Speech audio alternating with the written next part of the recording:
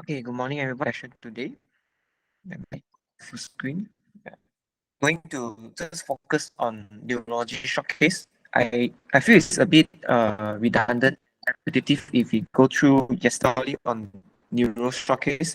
This is often the station that we have difficulties for a few reasons, and most of us are actually very fearful to actually perform well in this station, and because of various reasons, as mentioned, we tend to not do as what we should being expected.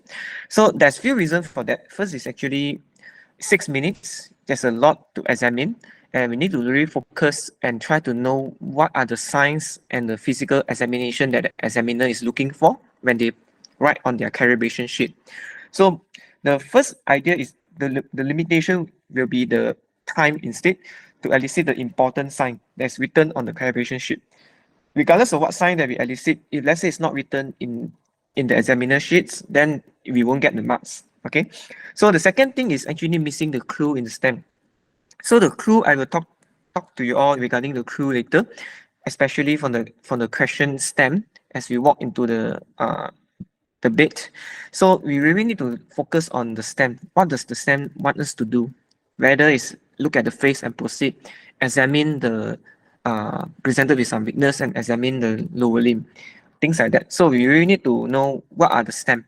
Second, the third thing is actually miss the hard sign because of technique issue. So we also need to brush out our physical examination technique to make sure that we able to recognize the hard sign. Hard sign is something that we need to recognize. And sometimes, for example, those very minor sign, we consider that as soft sign. So sometimes examiner may not calibrate the soft sign as their calibration. They will just put under their mind. Let's say you manage to get all the hard sign and you didn't get any soft sign, they're still able to score you full marks.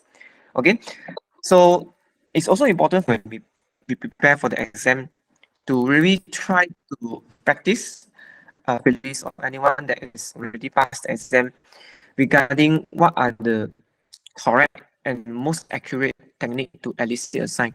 So there's a lot of variation in the neuro examination. Like for example, how do you check for the ankle reflex? And for example, Babinski, how do you strike the base of the foot? So there's a lot of variation, but just like how do you check for clonus as well? So there's no right or wrong. The idea is actually you must able to get the sign. And to get a sign, you need to get a very good examination skill. Okay, so must brush out on that. And the fourth one is actually unable to correlate the sign to come up with a unifying diagnosis. Okay, this is also very common. Sometimes we examine the patient, we have mixing of sign, we are very stuck, we cannot actually localize the lesion. That's what usually happens in neuro, and it can be quite daunting for us. Therefore, it's important for us to really appreciate the hard sign, and the soft sign you may choose to ignore. Sometimes, if you think the soft sign is significant, you should not consider it a soft sign. For example, just give an example. Let's say you detected a reduced visual field, not reduced visual field, reduced visual acuity in right eye. But as you check the swinging light test, you notice that there is a REPT over the left eye, not the right eye. It doesn't tally, right? But what are the visual acuity, right? So because of the technique, sometimes in the exam you may not get the REPT correctly at the correct eye. Sometimes maybe the technique is not very appropriate and accurate, but you know that the hard side over the right eye. You should not present that uh, your examination is actually has the uh, reduced visual acuity over the left eye. I think the lesion is at the left. Reduce the visual acuity over the right eye, but the RAPT is present over the left eye. So it kind of like mix and doesn't tell you the diagnosis of, for example, right optic neuritis. So that's why it's important for you to really conclude yourself and correlate what are the important signs, and then you give a unifying diagnosis. And the last, perhaps the factor is because of unprepared for discussion on investigation and management. This is something usual, but with adequate practice and revision shouldn't be an issue. And neuro is always the station that we tend to have this concept, expect the unexpected. It anticipates both the common and the rare cases. And therefore, again, back to the point that we need to appreciate the sign. Therefore, we need to really polish our skills, and there's no other way compared to practice, continuous practice. If possible, every week maintain the motivation to practice before the exam reach, and if possible, also can practice in groups and do like a proper exam. Whether with those that is going for the same diet can just practice and correct each other. Okay, so let's go back to basic a bit before we go to the short case neuro examination. Essentially, just like what we learned during our medical student time, essentially it's all about cranial nerve, upper limb, lower limb, and gait. It still go back to these three principles. But bear in mind that PACES is not as straightforward as just examine the cranial nerve, examine the upper limb or lower limb, or examine the gait. PACES is something that they are expecting us to do more. Okay, let's say for cranial nerve, how do you divide cranial nerve? Usually, I mean, there's 12 nerve, right? But usually, how we divide in essentially, you are talking about whether there's any eye, face, or bulbar issue. When talking about eye, it can be second nerve, it can be third nerve, isolated or combined, and our step doesn't really stop at third nerve or second nerve. We need to proceed according to the positive sign in order to come up with a diagnosis. So the key idea of PACES neuro showcase is to proceed. You are no longer expecting to just complete one domain, for example, cranial nerve. You need to proceed, because by proceeding only you know what is the differential diagnosis and what is the working diagnosis. Okay, just like face, you're talking about upper or lower motor neuron facial nerve palsy, and you need to proceed as well. For example, you need to check for cerebellar sign. Let's say this is actually unilateral. Okay, you also need to check for the ears, to look for ear vesicles. I will go through all those things later on. But basically, the idea is you need to proceed. Okay, bulbar is the same. Bulbar is hardly come out in exam. Usually, those patients on right still, when they come out for exam, you know that maybe it has some bulbar issue. And bulbar is also another component, is a speech component, whether it's a spastic pseudo-bulbar or bulbar speech. Okay, and you also need to proceed accordingly. So for upper limb and lower limb, generally it's the same. Tone, power, reflex, sensation, coordination. After you perform all the examination for these 5 things, it doesn't stop there. You need to proceed again. You need to tell yourself whether this is actually flaccid or spastic. Okay. And the next thing is actually you need to know this is proximal or this is distal, if that's a weakness. Okay. And third thing perhaps is you need to know spastic and the flaccid. There's different approach to proceed, but so I will also go through those things together. And the upper limb and lower limb also include the peripheral nerve examination. Sometimes they will just choose a patient with brachial plexus injury, or for example, wrist drop kind of patient. They can come out and exam if they don't have any other cases. So it's also important for us to know about the upper limb, for example, the median, radial, and ulna, and the lower limb foot drop. Foot drop also came out last diet as well. It can come out intermittently. And this is the exam. Usually, this is a station that really scares people because we don't really practice much on peripheral nerve examination. I will go through as well. And the last component is actually the gait. So how do we divide gait when we talk about gait anomalies? So if the patient complains of unsteadiness, then perhaps you want to start the stem by asking patient to walk first. Because by walking, you will differentiate what are the things that you want to examine. Okay, just give a clue. Let's say this patient is a Parkinson patient and the stem was actually complain of unsteadiness in walking, the stem. Please examine accordingly. This might be the question stem. So they didn't ask you to examine the lower limb or examine the gait first. How to examine a lower limb on a Parkinson patient? There's no much of sign. If you examine the lower limb, tone will be almost normal, power will be almost intact. 5 out of 5 proximal and distal. Reflex may be present, sensation is intact, coordination is intact. So again, you probably wasted about 5 minutes to examine tone, power, reflex, sensation. They only left with 1 minute to elicit the Parkinson sign if you ask patient to walk.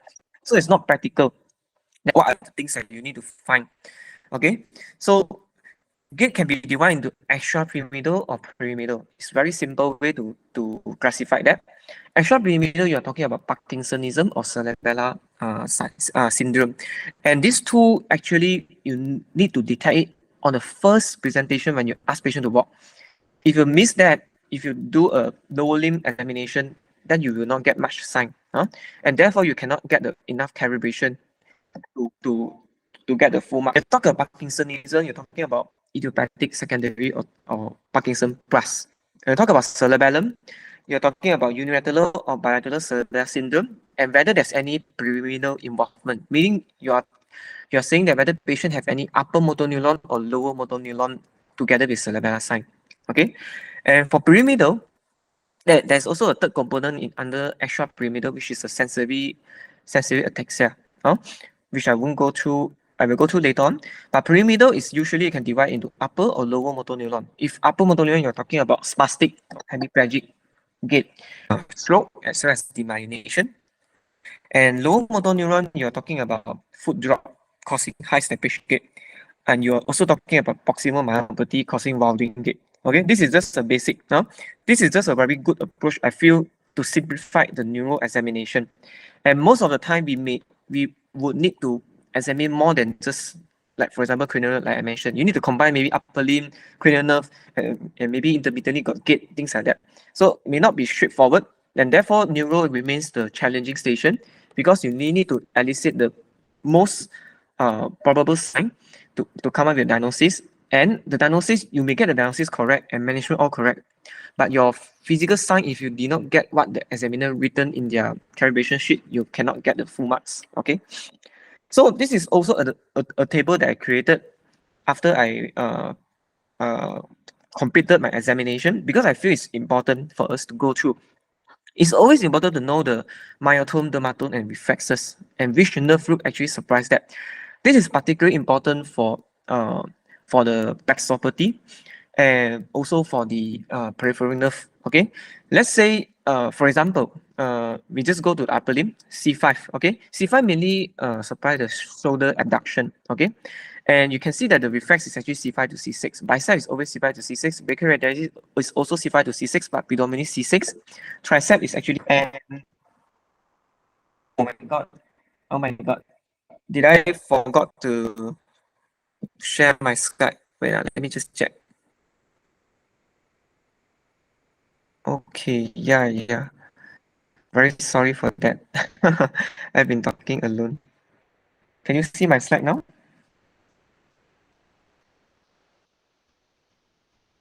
Yeah, can see the slide now, right? Okay. All right. Okay. So, okay, let's just go back to the slide again, because yeah. So like I mentioned, these are all the 5 factors that limits us from performing well in the neuro examination. Like I mentioned, expected and unexpected, and also important to polish our skill. Okay, and back to the basics, like what I mentioned, is essentially the cranial nerve, upper and lower limb, and gait. And the cranial nerve can be divided into face, eye, face, and bulbar. Upper limb is lower limb, be it either one, is actually mainly you're talking about upper or lower motor neuron. But remember the proceeding part, we need to proceed. And peripheral nerve is something we tend to ignore, but we need to know. Can come on exam. Gait, extrapyramidal or pyramidal. Okay. So next is this dermatome and myotome and reflex thing. I created this table because it's quite helpful, especially when you talk about reflex. Let's say you are dealing with a station of upper limb examination, and when you examine the patient, you think the patient may have a cervical myelopathy. And when you check the bicep reflex, is actually absent. Okay, brachyradialis, when you check, is you notice the brachyradialis, the function is same as bicep, which is actually supination. No? So when you tap on this brachyradialis, you expect supination. Okay, that means patient will try to supinate the affected forearm. So let's say you tap the brachyradialis, there is no supination, but what you notice is the finger flexion. Okay, the finger flexion at the distally. Okay, it brings something for you to notice, because it means that at the level of brachyradialis, there is absent reflex as well, but there is exaggerated hyperreflexic at the finger reflex, which is supplied by C8 and T1. And therefore, when you check the bicep, when you check the tricep reflex, it's also brisk. For example, you will get a elbow extension, very brisk elbow extension when you check the tricep reflex. So you're thinking that the lesion is actually at the level of C5 to C6, which causes hyporeflexia or areflexia at the level of C5, C6, but hyperreflexia below the lesion, which is C7 and beyond. Okay, so this is what we call as inverted supinator jerk. Okay, so this is very important because if you know the nerve root that supply the particular reflex, it helps you to localize the lesion. Since go to sensory level, for example, again cervical myopathy, for example, when you check the sensory level, you check from the below, from the tummy go up, okay, and you want to check both sides as well, left and right, to make sure that you didn't miss the sensory level. So let's say you're checking the sensory level is actually stopped at umbilicus level. So where is the lesion? It gives you the idea of T10. Okay. So how do you remember? Usually it's go by go by factor of 2. So nipple line always remember is T4, and then xiphoid process. Okay, it's T6, and then costal margin, umbilicus followed by inguinal ligament. So you can see that this helps you to localize the level of lesion. Okay, for sensory dermatome. How about myotome? Is the myotome important? Myotome can be important. For example, you're dealing with brachiopaxis or paxopathy. Okay, you need to really roughly just know about. I mean, you don't need to remember all, but it's not difficult to know. C5 is mainly shoulder abduction. C6 is the elbow flexion and wrist extension. How do you remember that? Remember when you see the stroke patient, so this is a pyramidal kind of muscle action, right? So a stroke patient, their hand will be, their elbow will be flexed, right? The affected elbow, the wrist is not very the wrist is actually not uh plantar flex. It's more like extension. There's a wrist extension. Okay, so this is like the the and the finger actually can be flexed as well. So it's like gripping kind of pattern. You imagine that in a stroke patient. This is a pyramidal distribution. Okay, so as compared to the lower limb, you can see that L1, L2 is elbow flexion, L3 is knee extension, L4 is ankle dorsiflexion, and L5 is easy to remember, big toe dorsiflexion. Why this is important? It's also important because if you encounter any foot drop cases, then you know where is the level of lesion. Whether this is actually common peroneal nerve, deep peroneal nerve, sciatic nerve, or this is L5 radiculopathy. So all this is not difficult. Okay, you just need to know the action. You understand why it's important. Okay, so another thing is that yes, Sorry, Junlin. I think you have stopped the slide again, sharing. yeah, I actually Yeah. didn't see the setting, so I don't know why it keep on bouncing back. Let me just try again.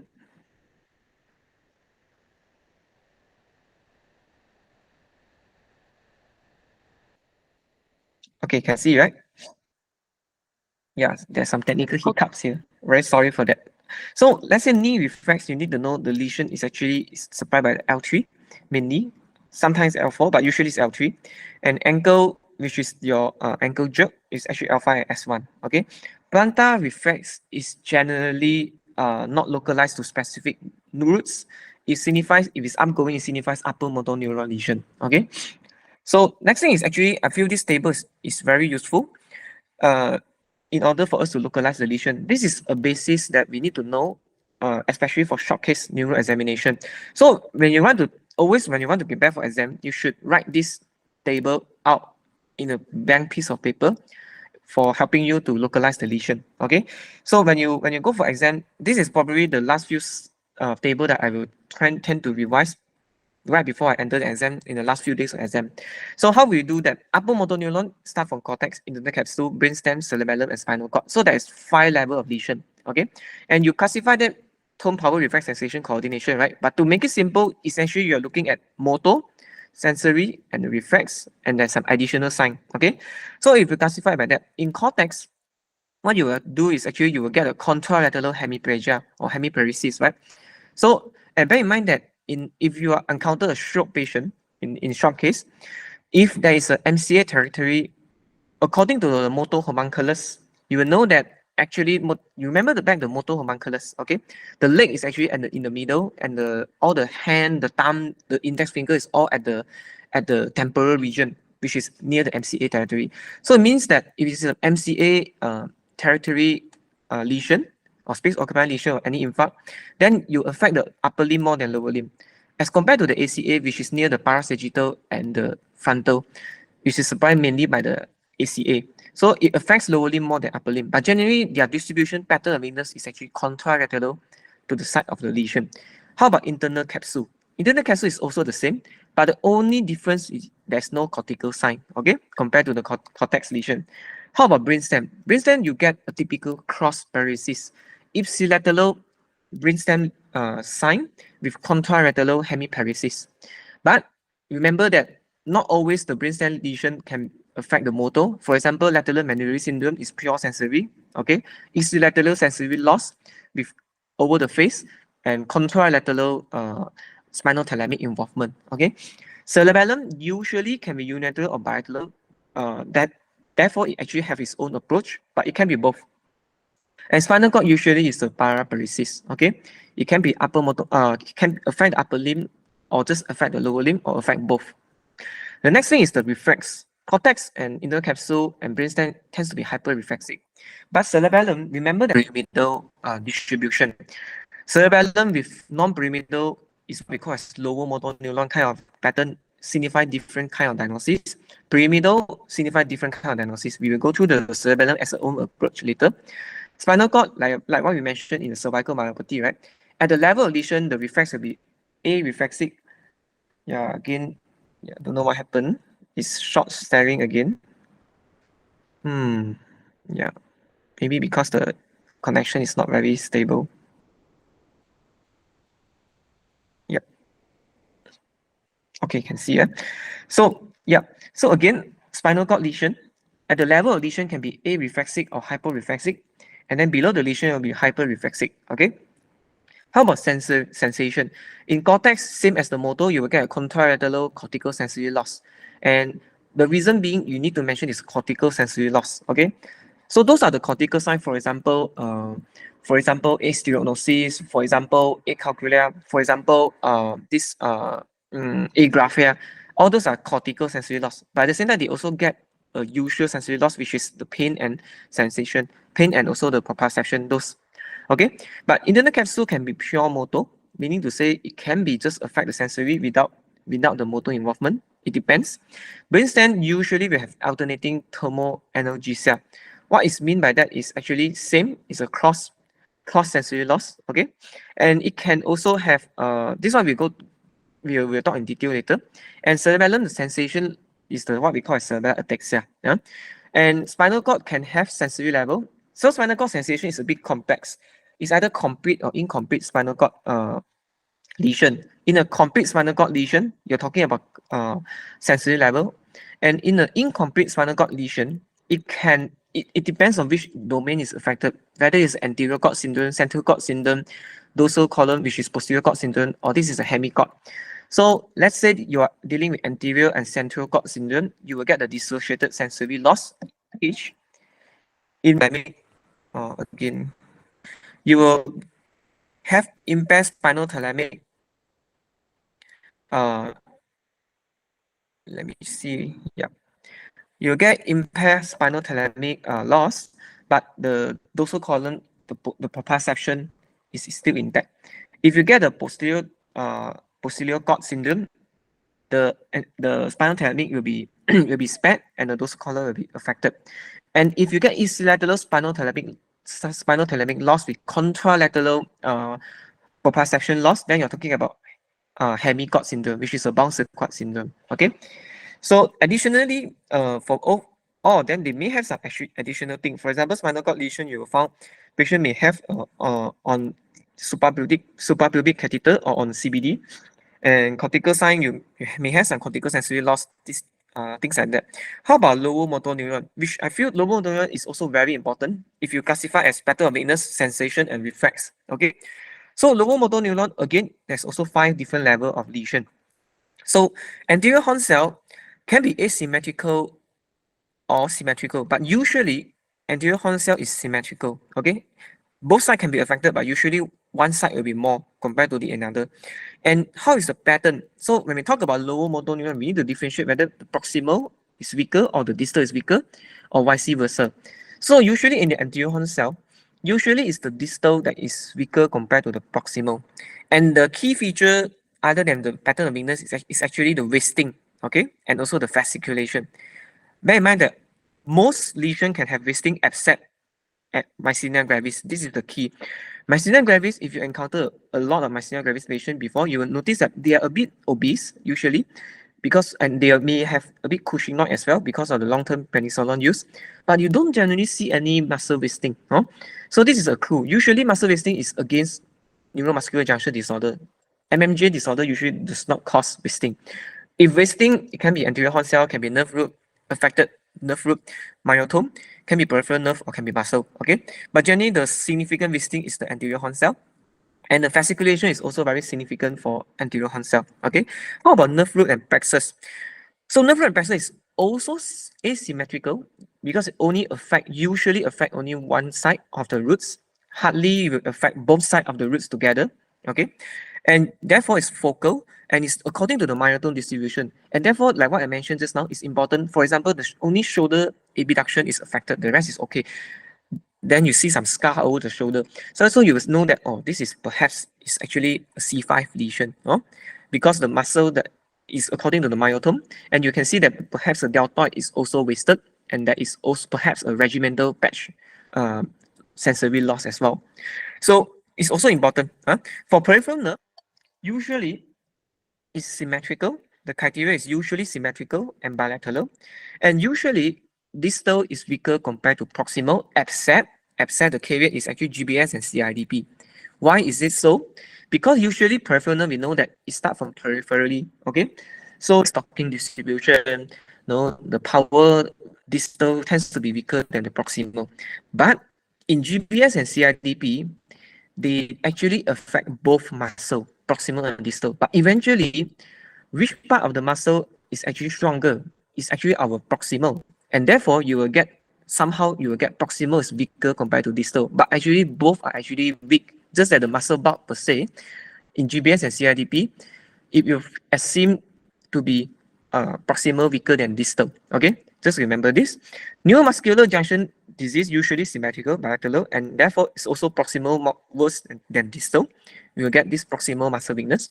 And the key point is actually fatigability. We need to elicit fatigability. We will talk about it in detail later on. And we also need to elicit the eye and bulbar sign. MG is an approach that we need to read in detail. Again, my screen is out. Okay, let's try again. Okay, let me see.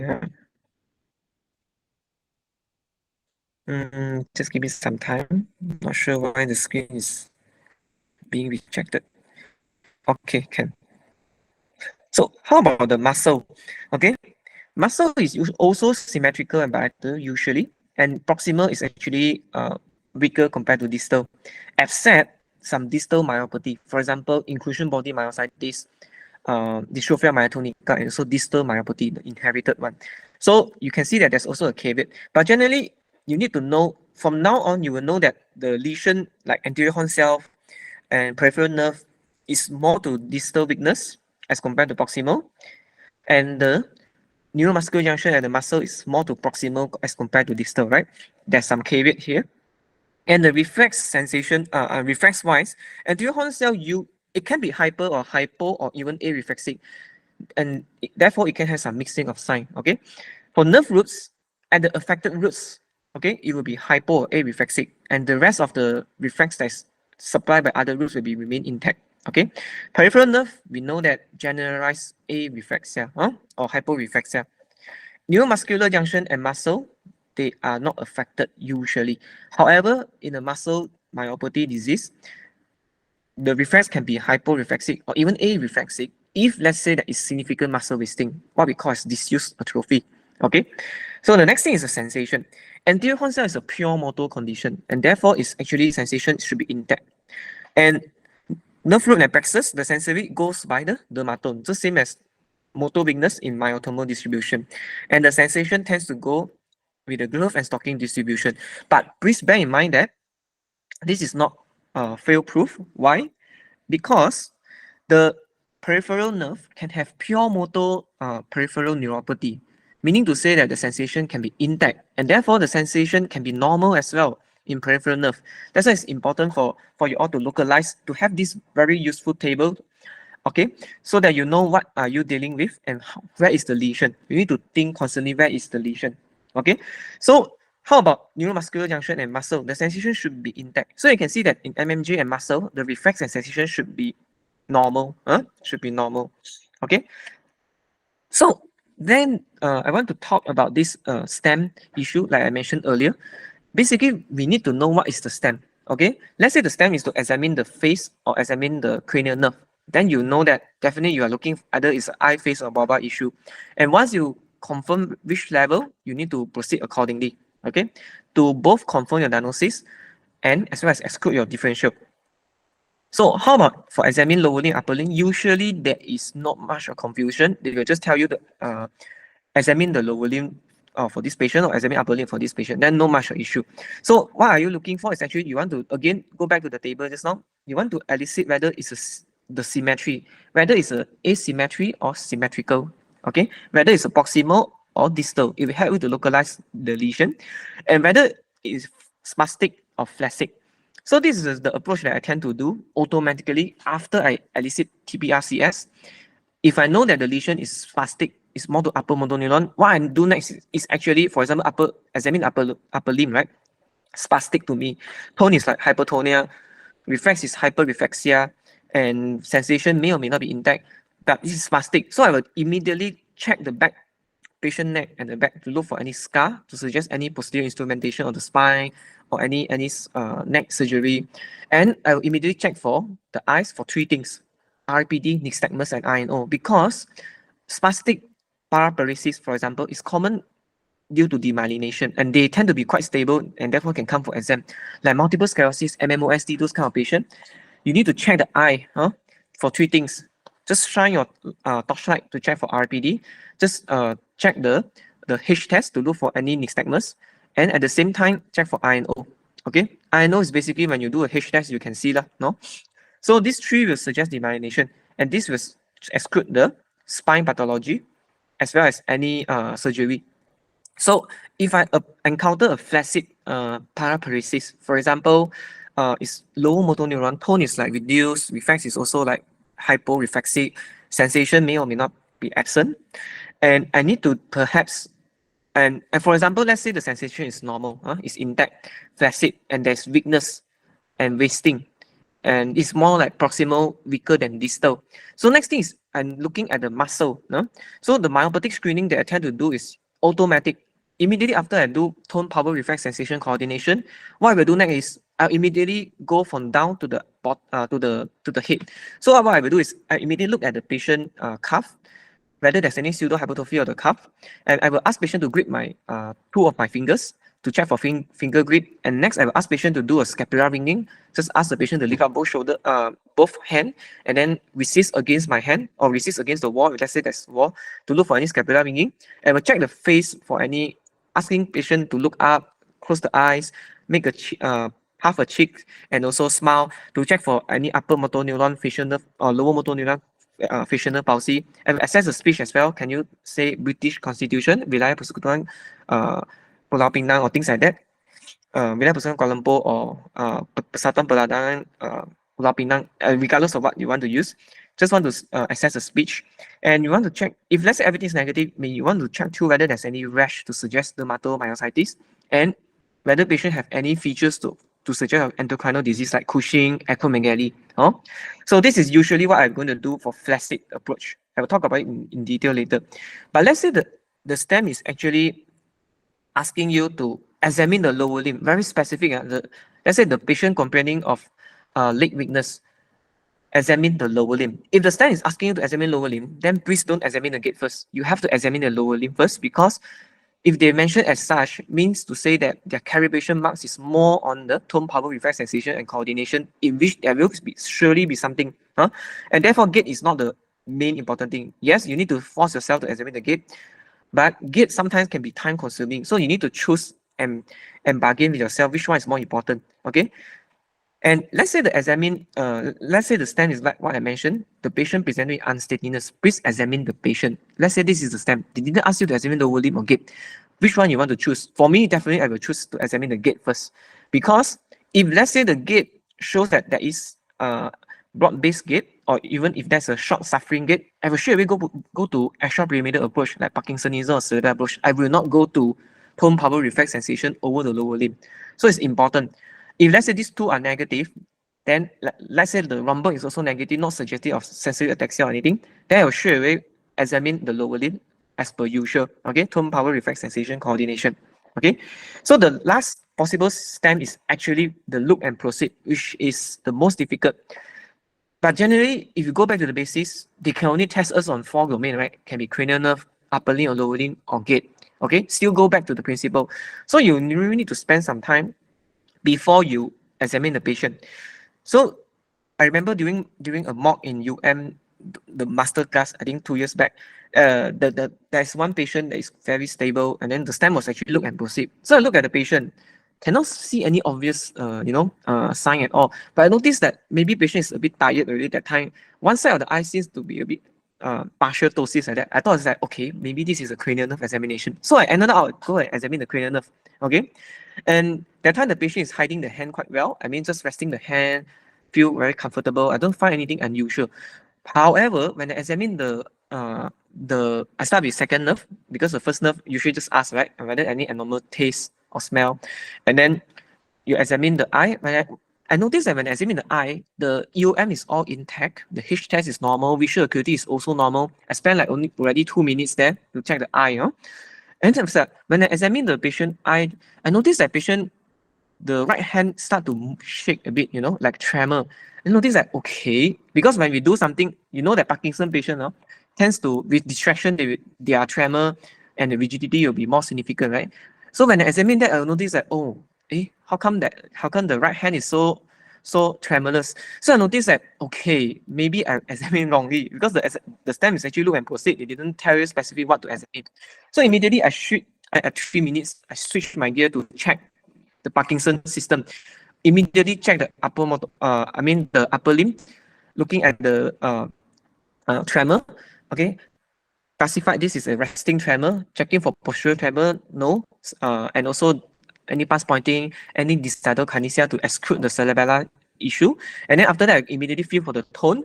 Make sure that there is a rigidity, cogwheel rigidity or leg pipe rigidity. And then I also perform sync kinesia for this patient, asking patient another hand while I assess the tone, asking the patient to move. You can ask the patient the contour lateral hand to actually either draw a circle, or you can ask patient to just lift up and down over their hips. Okay, so there is sync kinesia, there's all cerebellar sign, and also notice that start to realize that the speech is actually monotonous, and also there is also reduced eye blinking.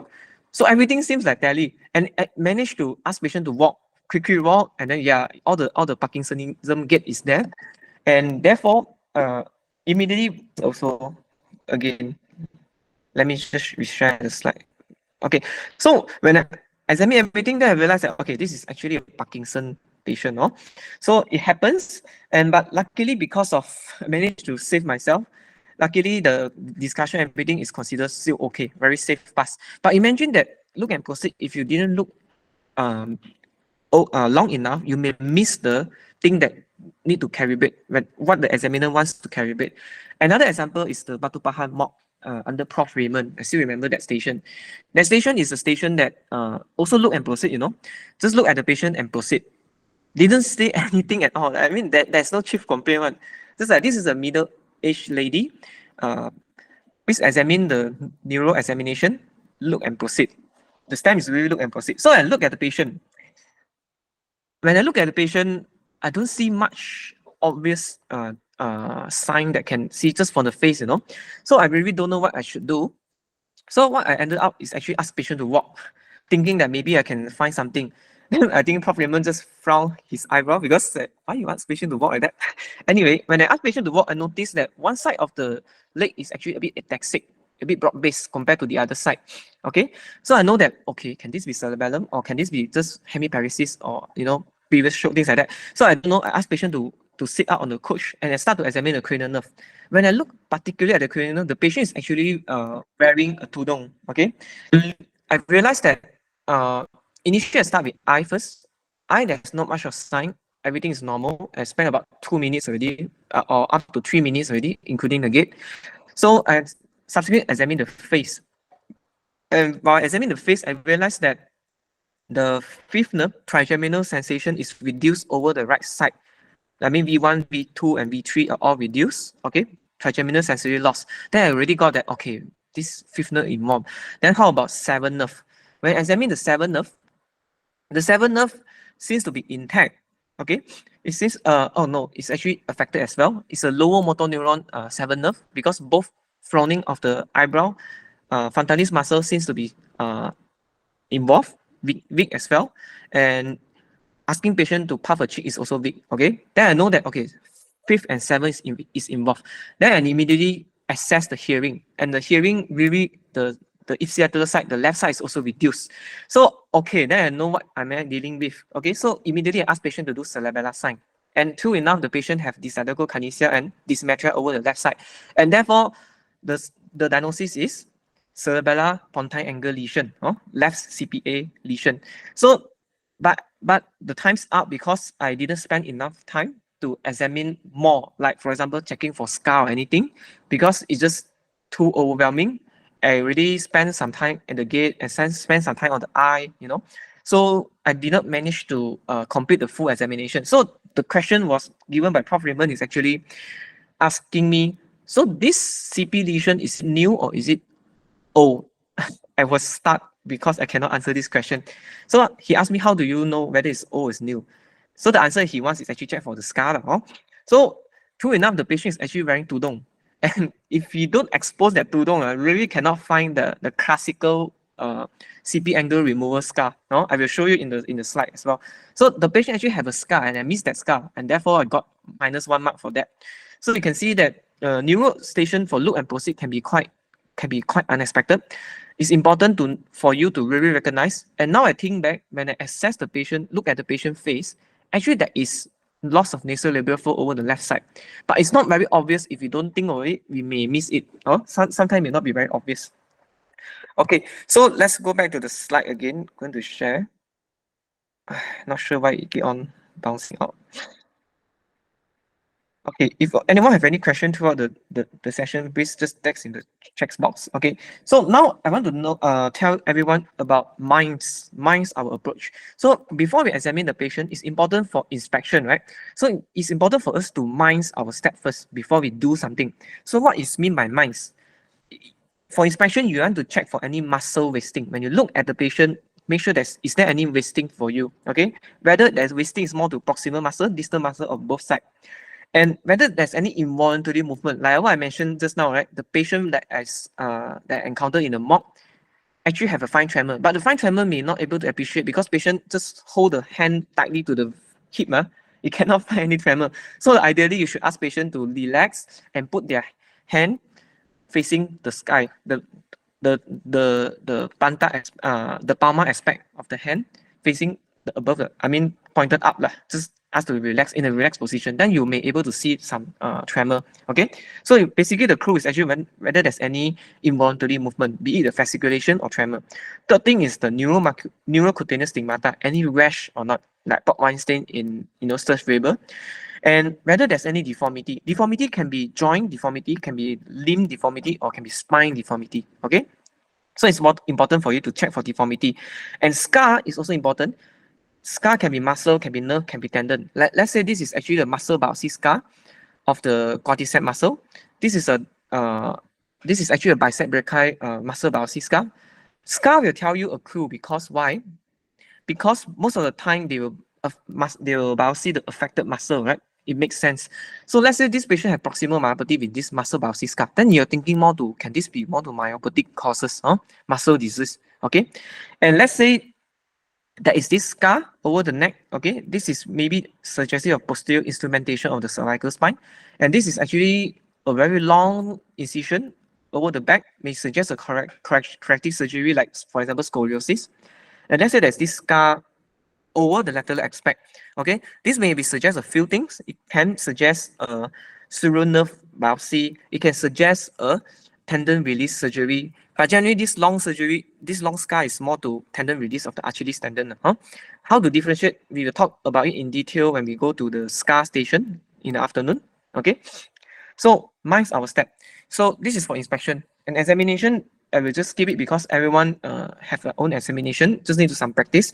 And now it's how do you present the neuro showcase? So presentation is important. First, you need to convince yourself that this is a upper or lower motor neuron lesion. It can be mixing of both, but you need to try to commit yourself to one, whether this is upper or lower motor neuron. And this is evidence from your tone, power, reflex, sensation, and coordination, and some additional positive sign. Okay, and you need to tell the examiner that where is the anatomical diagnosis, which is the level of lesion, and subsequently offer etiological diagnosis. So it can be the vitamins, right? Vascular, inflammatory, infective, metabolic, traumatic, neoplastic, things like that. And additionally, what have you find? Any deformity or any scar? Okay, and is there any complication in terms of impaired patient functional state? So, for example, immobility. Okay, whether patient have any walking aid at the bedside. Okay, so next thing is actually whether there's any rice tube. If let's say there's rice tube, means the patient may have a bulbar palsy and on rice tube feeding. Okay, sometimes you will notice that, for example, those bedbound patients, they may have a PEG tube as well. And whether patient is CBD dependent, be it a suprapubic catheter or just a normal urine catheter. Okay, so next thing is actually, this is how we should present. We should present that I think this gentleman have evidence of upper motor neuron lesion as evidenced by, okay, this and that. Additionally, he also had this and that. And I would like to offer my anatomical diagnosis at the level of, for example, at the level of the cervical or at the level of spinal cord. Possible etiology would be, for example, vascular, what is it, inflammatory, or what is it, things like that. Okay. In terms of complication you may omit it lah, if you don't want to mention, but if you think this is something significant, you can mention. So before we present, it's also important for us to tell what you want to complete examination. Generally, it's very flexible depending on what kind of diagnosis you're dealing with. But vital sign is something you can mention, and sugar, for example, particularly important, right? For if this is actually a sensory predominant peripheral neuropathy, one of the differentials should be include diabetic neuropathy, right? Peripheral neuropathy. So therefore, it's important for you to mention about the bedside sugar. For example, you're examining a Parkinson patient, no? So it's important for you to check for procedural BB to rule out multiple systemic atrophy, or in the olden days, it's called shy-dragon syndrome.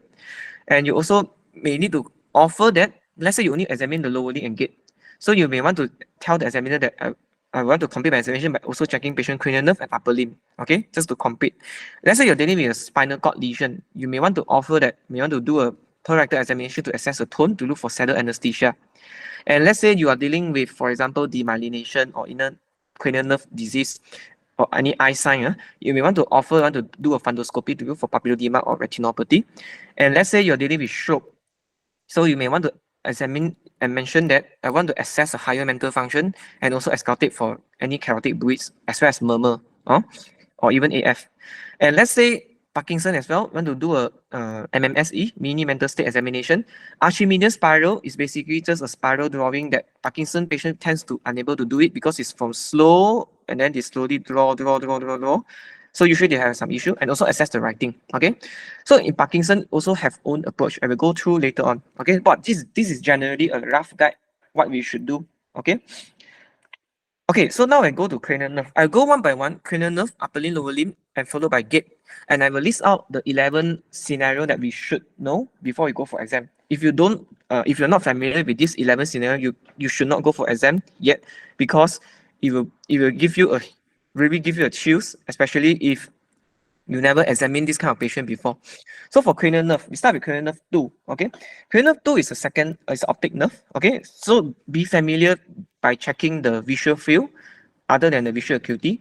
So I'm not going to go through all the lesion, but let's say you have this scenario. You examine, let's say the scenario is patient presented with blurring of vision. Kindly examine the cranial nerve. Okay, so you started off with the visual acuity. Notice that, for example, the left eye is reduced and the right eye is normal. Your visual field, left eye is like monoocular, totally cannot see, every side is blurred, as compared to the right side is normal. And let's say you examine the RPD is positive over the left eye. Okay, check the EOM, the H test appears normal to you, or may have some nystagmus, which may suggest demyelination. Okay, and let's say stopping here is actually to check for cerebellar syndrome, because demyelination is one of the common cause, right? At this point of time, you're thinking, can this be optic?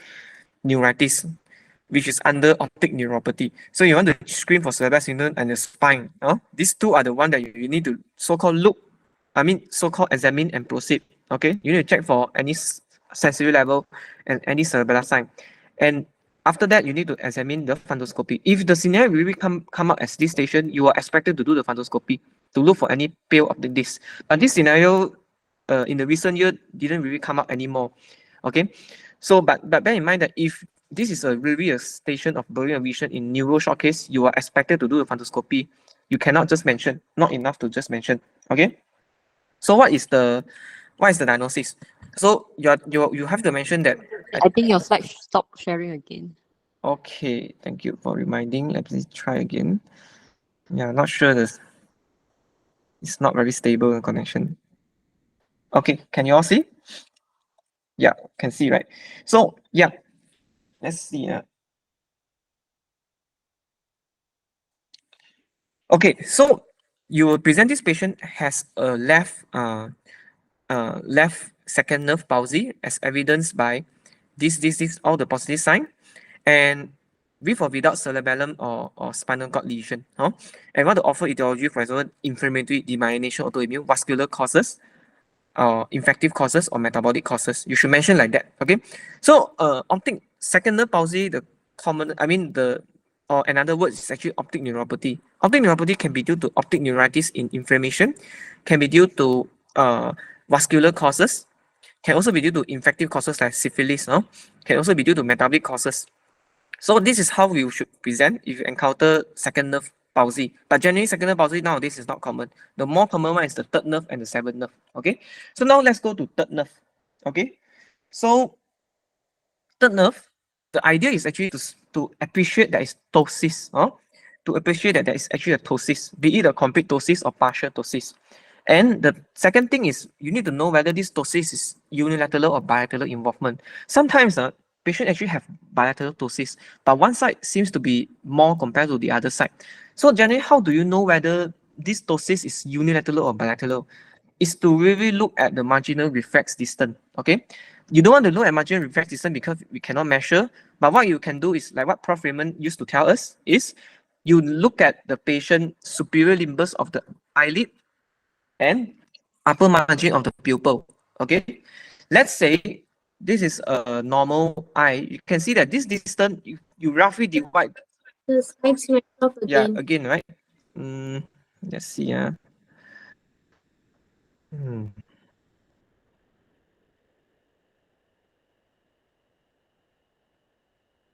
Yeah, not sure why is it keep on bouncing back. Okay, never mind.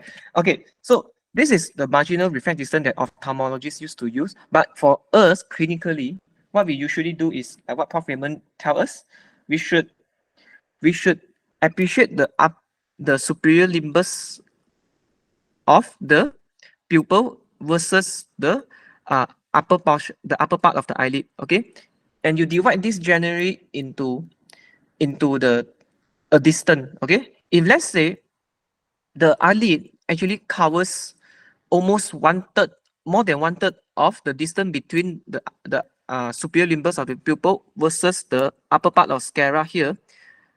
Let's say it's less than one third, then it's normal. Like for example, this patient is actually normal.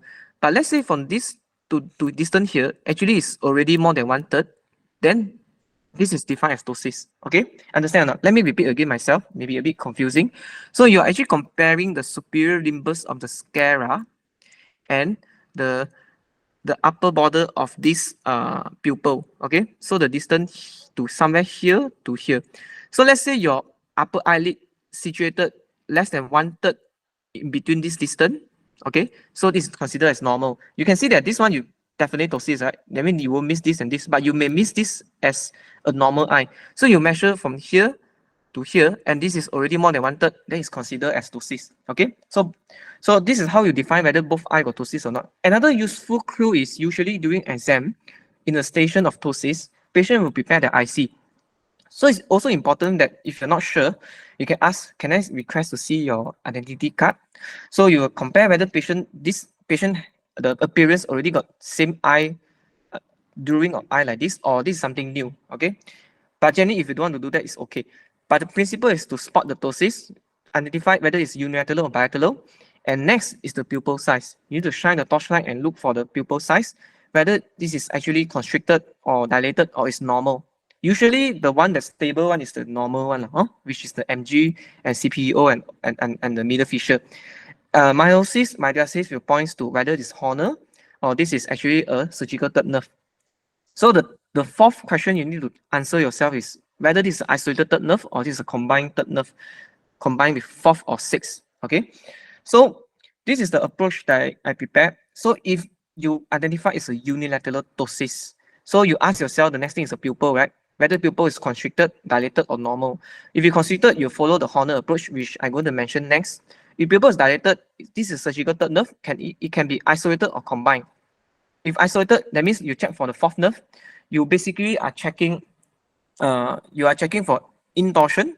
Okay, so whether patient can perform or not, and you're also checking for the H test to look for the lateral rectus in the sixth nerve. If both fourth and also sixth are normal, then you are actually dealing with isolated, which is a precom aneurysm. If it's a combined, then you need to check further. After you check the fourth and the sixth, you need to check the fifth, okay, to see where is the lesion. So we can divide the lesion into these three. Can be orbital apex syndrome, can be superior orbital fissure, can be cavernous sinus syndrome, and the posteriorly can also be midbrain. But generally, that's why you can see that the examination of cranial nerve can be a bit fluid. So you need to proceed accordingly. So once you examine the fourth and the sixth, I will examine the fifth. Okay, if the fifth, if only V1 is involved, V2, V3 is intact, is either orbital apex or superior orbital fissure. So next is perhaps at this point of time, if you haven't examined the second nerve, I will really screen for visual acuity.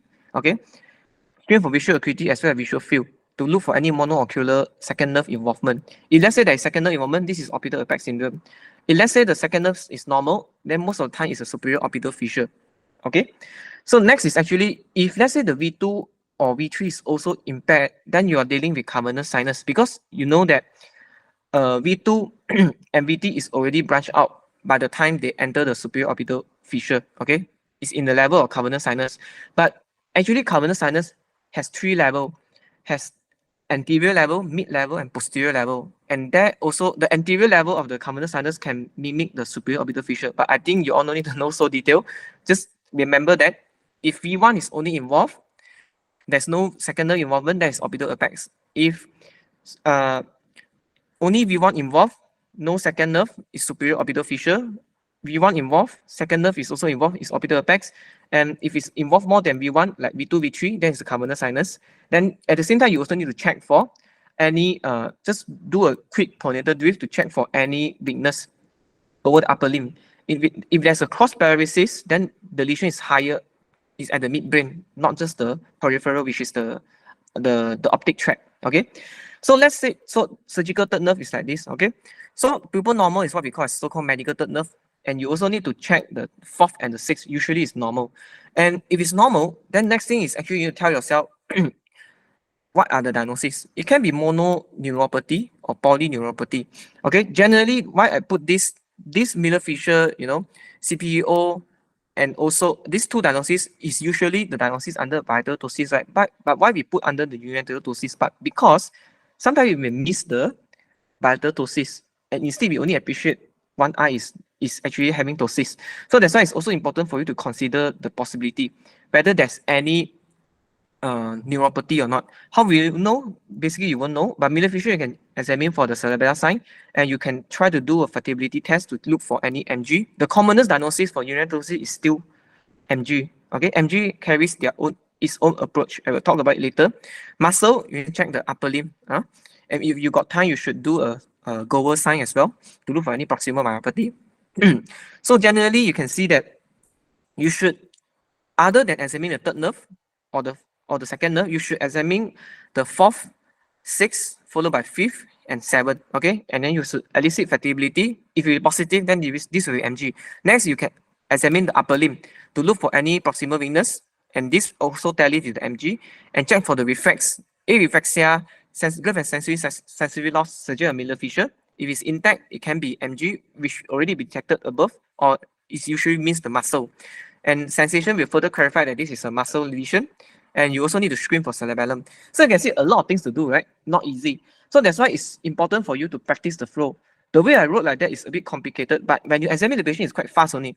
You examine the third nerve, screen for fourth and sixth, screen for second nerve if you haven't do so, and screen for the fifth nerve and the seventh nerve, and then check for fatigability because the commonest causes of urinary ptosis is still MG, and then go straight to the upper limb, look for power, check for proximal myopathy, and you may want to elicit the fatigability test. If let's say initially when you check for ocular fatigability that is already present, next you want to check for the fatigability over the shoulder as well. Then after that, you quickly check for sensation and reflex. Usually by the time you do that, it's about 5 minutes already. And lastly, if you got time, you should screen for cerebellum, because the ataxia, areflexia will suggest, and also the growth and stocking sensory loss will suggest Miller fissure. Okay, so if you are dealing with bilateral ptosis, it's slightly more easy. Bilateral ptosis is more to systemic causes, and how you remember, you can remember all the M's, like what the Felix class used to always tell us, the 6M or the 5M. But generally, there's also another easy way to remember by level of lesion. If you are dealing with level of nerve, then you're dealing with Miller fissure. Okay, you're dealing with neuromuscular junction, you're dealing with MG. If you're dealing with muscle, it can be 3 possibilities: dystrophia myotonica, mitochondrial disease, or oculopharyngeal muscular dystrophy, right? So again, here got like 5 causes. Okay, and usually the pupil size is normal. We hardly ever get constricted or dilated bilateral pupil in exam. Like bilateral midbrain lesion is very rare. So just forget about it. In bilateral ptosis, you should check again, go back to the same approach, check the 4th and the 6th, 5th and the 7th. Okay. Some muscular disorder will have facial involvement as well. They may have lower motor neuron facial nerve palsy. But generally, you screen for this, then immediately your cruise is actually at the upper limb examination. No? So you need to really examine the upper limb. Make sure that you check for any proximal muscle weakness and elicit for any fatigability. Let's say you check the proximal is intact and you check the distal is actually affected, quickly do a finger grip test to look for dystrophia myotonica. And then after that, you proceed with reflex or sensation, depending on which one you want to do. If you proceed with reflex, if it's areflexia, then this can be Miller fissure. Then you proceed further with cerebellar sign. Cerebellar sign I'm talking about is very simple. Because you already checked for the eye, right? Nystagmus, if there is already being detected. Basically, you are just checking for pulse pointing as well as this diagonokinesia. Okay, and if its reflex is normal, then it can be MG or muscle. Okay, so if the sensation is also normal, then it also means MG or muscle level. If sensation is in the growth and stocking, then it's further confirm your Miller fissure. So the muscle part, basically there's only 2 things that you can do to confirm. It's basically first is to do a finger grip to look for myotonia, delay relaxation of the muscle. You can do what we call as percussion myotonia. Just use the tender hammer and hit on the thumb, okay, the adductor pollicis bovis, okay, and you also offer the annual examination by checking a fundoscopy. So this is what you should do, okay, if you examine a ptosis scenario. It is not, I mean, if looking at this table, it may look a bit complicated, but actually it's not as complicated as this table. If you do, you just need to know whether again, go back to the approach, appreciate that there's ptosis, whether it's one side or both sides, and you check the pupil size, whether it's normal, small, or enlarged, and then you identify whether it's isolated or combined. Further proceeding depending on the cause, but basically the idea is to rule out MG, performing a fatigability test, and proceed with the upper limb examination, look for proximal or distal muscle weakness, check for any fatigability, check for sensation and reflex. And you may want to screen for cerebellar to look for Miller fissure. Sometimes if you have time, even if you know the diagnosis is MG, right, I will still continue to confirm. Let's say I would still do the sensation, I will still do the reflex to make sure that it's present. And if I got time, I still do the cerebellum, but usually I won't. Usually times is quite tight, no? So you need to budget your time to do all that for the third nerve. So this, I will go to the Horner approach now. So Horner, usually what we will see is like this, okay? So that is ptosis, right? Now you can see, right? This eye is a bit normal. So from the superior rimbus of the, perhaps I will use the term upper margin of the sclera and the superior limbus of the pupil, right? So this distance, if it's more than 1/3, the eyelid situated less than 1/3 of this distance, so this is just normal eye, okay? How about this one? You can see that from the upper border of the sclera and the superior border of the pupil, it is definitely about 1/3. Okay, so therefore the left eye is affected, and you compare the pupil size. So you can see that from the gross inspection, left eye is affected and there is meiosis. Huh? Sometimes may have heterochromia, may have unequal color of the iris, but generally, usually the horner, they will be almost the same size. The color is the same, but the pupil size will be different. And you further confirm by shining a torchlight to look at the reactivity. Okay, horner's pupil, they will still reactive one. Okay, just that it constrict lesser compared to the normal eye. Okay, so we know that this is a left pupil. This one is normal because it's actually less than 1/3.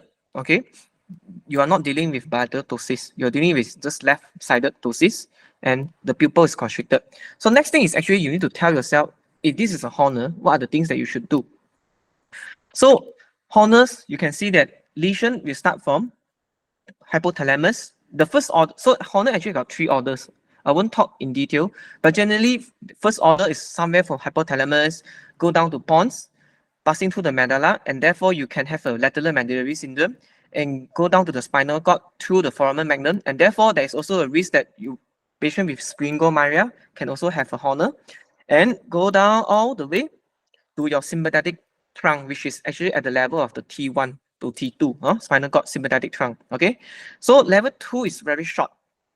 It's basically, wait, yeah, C8 to T2 is a sympathetic trunk. It's basically from the spinal cord C8 to T2, go up to superior cervical ganglion, which is the sympathetic ganglion here. Okay, so what are the things that can stuck here and compress on the sympathetic nerve? It's actually your lung cancer apex. You see, the lung is very near, right? It's a apical lesion of the lung. So pancreas tumor or the apical lung cancer or any upper lesion over the neck can also compress on the second order. For example, like cervical rib, if the cervical rib is deformed, it can compress. If there's any big lymph node, it can also obstruct there. Or if there's any dissection, it can also obstruct there. Okay. How about third order? Third order meaning beyond the cervical ganglion. So it travels through the internal carotid artery, go up all the way, entering the cavernous sinus, superior orbital fissure, and then enters the optic tract and go into the eyeball, including the orbital apex. So you can see that what are the lesions can come here. So it's usually the ICA, internal carotid artery pathology, be it a dissection, aneurysm, or any thrombosis, and including all the eye, the combined third nerve lesion, can be cavernous sinus, superior orbital fissure, or orbital apex, because all this is possible. Okay, so this is the track. How you check for horner? So after you confirm that this is a third nerve, unilateral partial left eye ptosis, pupil is constricted but reactive to light, you should proceed to check with the 4th and the 6th. Make sure you didn't miss, make sure this is an isolated third nerve. Okay. Next, you should check the H test to make sure that you didn't miss any nystagmus. Because if there is nystagmus with horners, then it's very highly suggestive of your lateral medullary syndrome. Okay. So next thing is actually you check the 5th nerve. Okay. Check the 5th nerve to look out any 5th nerve involvement, which will also further clarify that there is a lateral medullary syndrome. But let's say you have a cape-like distribution in which your nose, the sensation is intact, but your lateral aspect of the face is abnormal, is impaired, cannot feel, patient cannot feel numb or not sharp, then you know that this is what we call as cape-like distribution. This is suggestive of sphingomyelin. Okay, so Janice is like a parameter lah. So you poke here, it's sharp, you poke here not sharp, poke here not sharp, poke here also not sharp. Okay, it's like a sphingomyelin cape-like sensory loss. Okay, next you have to examine. At this point of time, what I usually do is after I complete this cranial nerve already, I will usually straight go to the neck. Okay, I will straight go to the neck to look for any scar, any lymph node. I will do a showmanship just to palpate for any lymph node, check for any neck swelling, including goiter, just feel for it. And then I will ask patient to undress if the patient is wearing the shirt to check for any lung lesion. For example, whether there's any lobectomy scar. For example, if there's no scar, I will listen to the lung to auscultate whether there's any bronchial breathing and feel for the trachea, whether there's any deviation and whether there's any dullness to percuss. And then I will also put my stethoscope at the level of the neck to look to listen for any bruits. Okay, sometimes internal carotid artery or any supraclavicular bruit can be heard as well. Okay, cervical rib, if it compresses on the common carotid, usually you will have some bruit as well. So next thing, after I settle all this thing, I will check the upper limb to look for the reflex. In particularly, I want to check for the reflex only. Lower limb also want to check for reflex and plantar if you don't have time. Okay, and if you know that this is a lateral mandibular syndrome in which you have a Horner's, you also have nystagmus is laterally. You also have reduced sensation at the V1, V2, V3 level. Next thing is to check is the contralateral spinal thalamic over the right side, for example. So you also want to check the sensation. So that's very fluid. There's no definite way how do you want to check. But the principle is you don't miss the diagnosis. So I have highlighted here that all the important diagnoses that we should consider at different level while we encounter a Horner syndrome patient. So lateral medullary sphingomyelia and demyelination. Demyelination is the one that we need to check for the second nerve, if possible.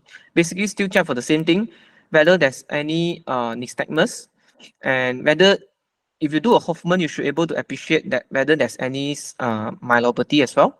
You kind of like screen for that, and your reflex will also tell you whether there's any upper motor neuron lesion. Okay, so the fourth one is perhaps is pancreas. So I have encountered two Horner syndrome in my life. First is actually in the neuro clinic, come here because of the Horner's follow-up. That time my neuro trainee asked me to examine the patient. Of course, that time I don't know what was the station. The station was just look and proceed. And I don't know what's the diagnosis. So I ended up checking from the second nerve up to 12th nerve. That time I was still very fresh. I don't have any approach. But I cannot appreciate that it's a Horner's. What I appreciate, I thought it's actually the right eye. It's the same, it's the balik that time. But just imagine this patient. I thought the abnormal side is actually at the right side. And this is normal eye. Because when I shine the touchlight, it seems the reactivity is not much as compared to the Horner's eye. Remember what I told you just now? Horner's, the reactivity will still be there. It can still be reactive, okay? And therefore, it's important for you to know whether which side is abnormal. Because at the time when I examined, when I was very fresh, I thought patient have a surgical right third nerve involvement, but it's isolated. There's no fourth or sixth involvement. That was my diagnosis. Totally wrong. Because why? Actually, you look in detail, on resting position itself, there's already a meiosis and there's a ptosis. And this eye don't have ptosis, so cannot be this eye abnormal, right? So again, go back to our clinical judgment. When you have a missing or sign that we cannot explain with single pathology, you have to ask yourselves again, which side is abnormal? What are the signs that you probably appreciated wrongly? Okay, so that time the patient is also same. The right eye is normal. I mean, there's no ptosis. The one that have ptosis is actually the left eye. So I remember my trainee hinted me. Then I realized that actually it's the left eye that's abnormal. Okay, so after I checked all that, then I was like, okay, I don't know what's the cause. I know this is Horner syndrome, but the time's already up. So examiner asked me what else to check. So I was like, okay. So I don't know. That time I don't know how to approach Horner syndrome. So next thing is actually the examiner or my trainee actually asked me to want to lift out the patient's shirt or not. So immediately when I lift out the patient's shirt, there's a very nice upper lobectomy scar there, the lateral thoracotomy scar at the upper back. So immediately, and when he asked me to check the sensation over the hand, the left hand, the C8 and T1 is reduced sensation. That means it's actually Horner's. It compresses on sympathetic trunk. C8, T1 sensation loss over the ipsilateral side. There's also an upper lobectomy scar. I mean, the thoracotomy suggests upper lobectomy, tracheal central, and there's Horner. So that was the stem. I totally screwed up that station. So you can see that Horner can come out, can be a killer, right? Okay, so this is just an example. So how about seventh nerve now? I talk about second nerve, third nerve, and now it's a seventh nerve. So the idea is actually, again, same as the ptosis, is to spot the facial nerve. Junmin, sorry, the slide. The slide again, okay, yeah. Sorry.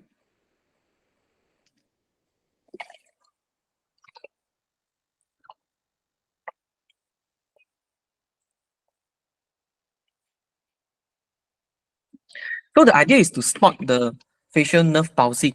So look at this patient. This is the resting position, and this is the one that when you try to ask her to smile. You can see that this is a resting position over the left side. There is frowning of the frontalis. There's also nasolabial, but here is slightly reduced compared to the right side, right? Here also seems to be absent. absent. Okay, so you know that, okay, looking at this, if you look at proceed also, you know that definitely you want to examine the spot diagnosis is actually at the seventh nerve. This kind of scenario, if you find very obvious thing, please proceed with the seventh nerve examination first. Just omit the eye, just omit the baba, just examine the seventh nerve first, because you need to get the diagnosis first, for short case. So you examine this. So you think this patient has facial nerve palsy. So what you need to do is actually check for the facial nerve first. Asking patient to frown their eyebrow, look up, close their eye as tight as possible, don't let me open, and then make puff your cheeks, okay? And then also try to smile, open up your teeth, okay? You must check all the four action of the motor component of facial nerve. And let's say it's absent, like this one, asking patient to smile, open the eyes, is also absent. So you know that this is a lower motor neuron facial nerve palsy. So it's one side also single, unilateral, left eye. So according to the approach, you spot there's a facial palsy, you identify whether it's affected one side or both sides. You further clarify whether the frontalis is spared or preserved, which will suggest upper or lower, and whether there is isolated facial nerve or there's combined lesion. For example, combined with egg nerve, combined with cerebellar sign. So this patient, if you look clearly, this is actually extracted from the journal. So you can see that looks like lower motor neuron facial nerve palsy, right? And you can see actually this patient has a very swollen parietic gland, parietic region as compared to here. Probably not very clear, right? But if you see from the lateral side, you will able to appreciate that the parietic region is actually swollen. So this patient is actually have a parietic tumor, parietic tumor that compresses on the facial nerve. That's why she has a lower motor neuron left isolated facial nerve palsy. Okay. So this is the approach for facial nerve. So if it's a unilateral, these are the possibility, the 5 possibility. So you need to check from the top to the bottom, the higher lesion to the lower lesion. So you start off with what? Okay, you confirm that it's a 7th nerve first. Then further, because your lesion, the first possibility is the Miller-Gabriel, which is a pontine lesion. We know that pons supply 7, 8, 9, and 10, right? Okay, so at this level, you also need to check for Miller-Gabriel can also affect, basically it's a contralateral hemiparesis lah. But the reason why you need to check, I mentioned here to check the eye first, go to the upper level and the lower level. The usual principle when we examine cranial nerve is, let's say 7th nerve is abnormal. You don't just 7th nerve and then you proceed to the rest. So the idea is actually to check the nerve, cranial nerve above it and the lower it. So 7th nerve above it is what? 6, and also the 5th. So you cannot just check the 6, right? You are checking usually the H test for 3, 4, and 6, right? And therefore you need to check for all this 3, 4, and 6. And the 5th also, you need to check, right? And below the 7th nerve is the 8th nerve. So eventually you need to check 3, 4, 6, 7, and 5th, and also, I mean, not the 7, sorry, 5th and 8. Okay, above and below the lesion. Baba, you may or may not want to check is okay. Okay, just ask patient to protrude out the tongue. Before protrusion of the tongue, just ask the patient to open the mouth, look at the uvula, and then protrude out the tongue. Probably that is very quick screen. You may not want to check for the shoulder, asking patient to lift up the shoulder and press, not enough time. You need to focus on more important sign. Okay, so let's say you check the H test is all normal. So next thing is actually you proceed from what you found. Let's say that your 5th nerve is involved. So let's say the trigeminal distribution is unilateral. Let's say it's unilateral, and its lower motor neuron, both frontalis and the nasolabial is lost, and the 5th nerve is involved. You need to proceed with cerebellar sign. Okay, because 5th nerve is involved, you know that maybe you're dealing with maybe you're dealing with CP angle tumor. Okay, so that's why it's important to proceed with cerebellar lesion. Check for cerebellar sign, and you also remember to check for a scar over the posterior auricular region, like what I told you all just now, right? I missed the scar because patient is wearing tudong. I didn't talk about opening up, asking her to show me the scar at the posterior auricular region. Okay, if there's everything is present, then you are dealing with CP angle lesion. Sometimes you may find the patient got some, neurofibroma over the hands, over the trunk, or over the shoulder. So if let's say that is, then you may want to offer etiology can be neurofibromatosis type 2, because commonly associated with CP angle lesion. Okay, and you may also, if you have time, you may want to check for pulmonative and contralateral hemiparesis, which may suggest pontine lesion. If let's say that is, because 7 is actually we know that 1 and 2 is not situated in the brainstem. 3 and 4 is actually at the level of midbrain. 5, 6, 7, and 8 is actually at the level of pons. Okay, so if let's say your 5, 6, 7, and 8, any of that is impaired other than just 7 nerve, then this lesion can be pons or can be cerebellar pontine. That means it's either pon or slightly near the pons and the cerebellum. So if this is affected, you should check for this. Okay, let's say you did not find your 7 nerve, you have checked 7 nerves is lower motor neuron affected. Your 5th, your 3, 4, and 6 is all normal, and your 8 is also normal. So it's isolated. Okay, so you should check the ear and throat for vesicle, for any vesicle. So the idea is to to shine your torchlight at the ear to look for any ear vesicle, and also you ask patient to open the mouth, any throat, any vesicle in the hard or soft palate. This will suggest Ramsay-Hunt syndrome. Okay. Okay, sorry. Need to drink a water.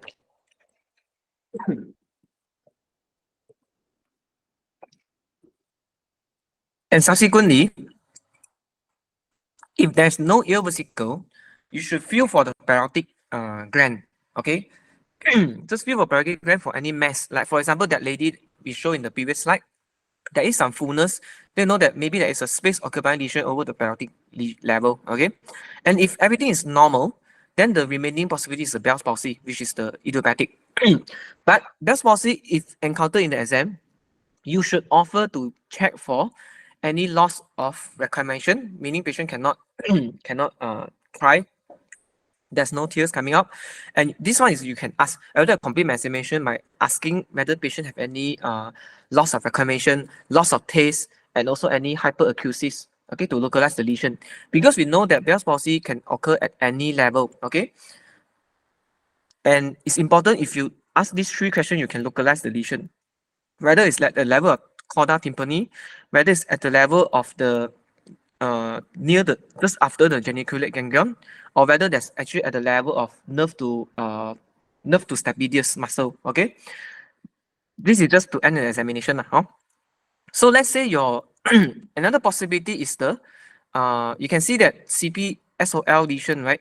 So pontine lesion sometimes can be demyelination. Okay, let's say there is some 5, 6, 7, and 8 is impaired, and there's possibility of pontine lesion.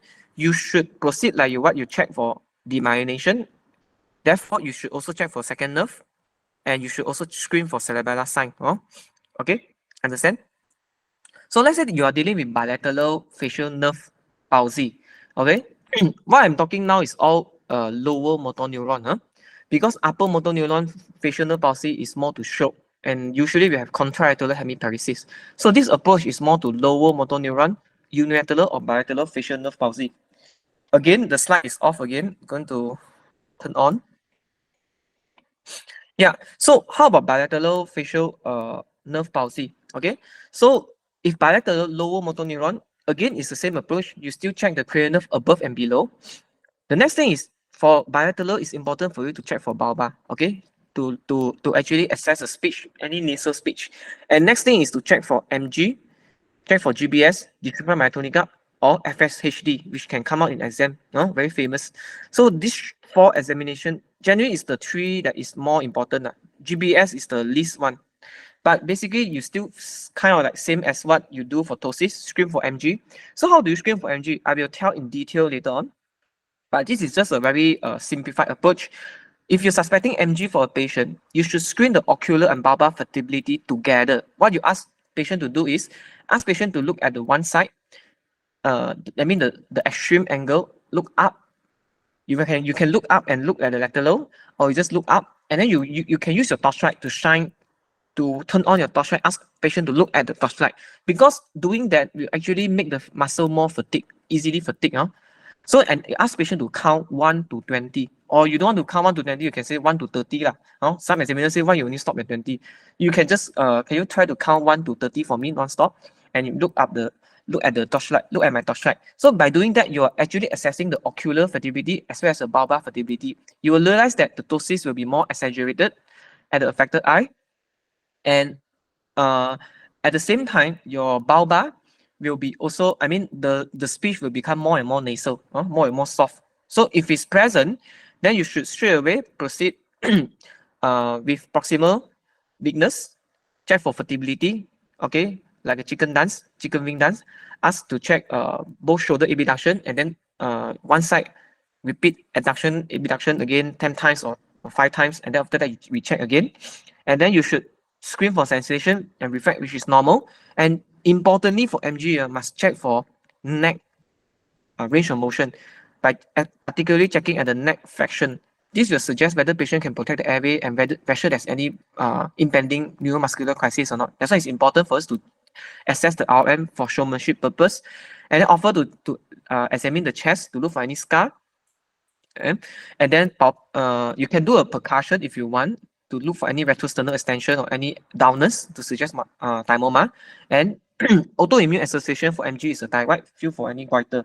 Okay. So there's another one thing that I didn't mention here in terms of ocular vertebrability is actually the eyelid vertebrability. If let's say you ask patient to, you're checking the seventh nerve, right? So let's say you're asking patient to close the eyes as tight as you can and don't let me open. So the idea is usually what we do is we want to open out the patient eye with the patient eye closed, right? And we tend to do it very fast. Patient haven't fully closed the eye, you really want to turn on, try to open up their eye. So this is a wrong examination approach. A proper examination approach is when you ask patient to close their eye as tight as possible, you don't rush to open their eye. You look at the patient, make sure that their eye, the eye brush is actually can be buried beneath the eyelid. That means you should not able to see any eye brush. Okay, this is what Prof. Raymond say. Even how long the eye brush also, if you ask patient to close their eye as tight as possible, the eye brush should be hidden fully. Oh, so in a patient that have eyelid, that have oculis impairment, which is supplied by the seventh nerve. So this kind of patient, you will see their eyelid, their eye brush cannot be fully embedded or hidden by closing their eyelid. So this already tell you that the seventh nerve is already affected. Huh? Okay. So after you check for MG, if you think it's MG, you only follow by all this approach. If no vertebrability, you don't need to do all the full approach just to screen for MG. Huh? But you need to check for a quick screen for dystrophy myelitica is very simple. Finger grip for myotonia. If positive, only then you proceed with percussion myotonia. You want to check for guitar sign to knock the standard hammer with the over the tongue. Put the spatula or put the stick over. You can do that to look for any guitar sign. Or you want to check for eyelid myotonia, also possible. And you may want to check the scar over the chest to look for any ICD or any pacemaker. And all these are not very important, but basically this is the approach on what you're going to proceed next, which I'm going to tell in detail later on. Okay? Yeah, anyone want to say anything? Hello? Oh, okay, never mind. So the third possibility is FSHD, okay? Bilateral lower motor neuron facial nerve palsy. You want to check for the scapular ringing. If let's say there's scapular ringing, then you should ask patient to show their bicep. Just ask patient to abduct their shoulder and also abduct their elbow. And then you want to see whether there's any polyhue sign. If positive, you may want to check for foot drop, beaver sign, and hearing aid. But this is all, very idealistic. In real exam, if you can get the scapular ringing and polyhue sign, or if or without foot drop, it's already enough to say that this patient have a FSHD. And if everything seems normal to you, there's no myotonia, there's no scapular ringing, there's no vertebrability, perhaps the last thing you need to consider is the GBS. That's why you still need to check the reflex and sensation, a quick one. Okay. Okay, next is the bulbar and the pseudobulbar palsy before we finish the cranial nerve. So bulbar or pseudobulbar, I mean the speech abnormality can be classified as pyramidal or extrapyramidal. If it's Sorry, extrapyramidal, I need the slide. yeah, okay, yeah, I saw that. Thank you. Yeah, a bit frustrated. But never mind, let's try to see. Okay, so if it's extrapyramidal, cerebellar, you're talking about scanning staccato speech. Parkinsonism, you're talking about monotonal speech. In pyramidal, it can be upper motor neuron or lower motor neuron. Generally, upper motor neuron is a pseudobulbar, it's a hot potato kind of speech. Lower motor neuron is more like nasal speech.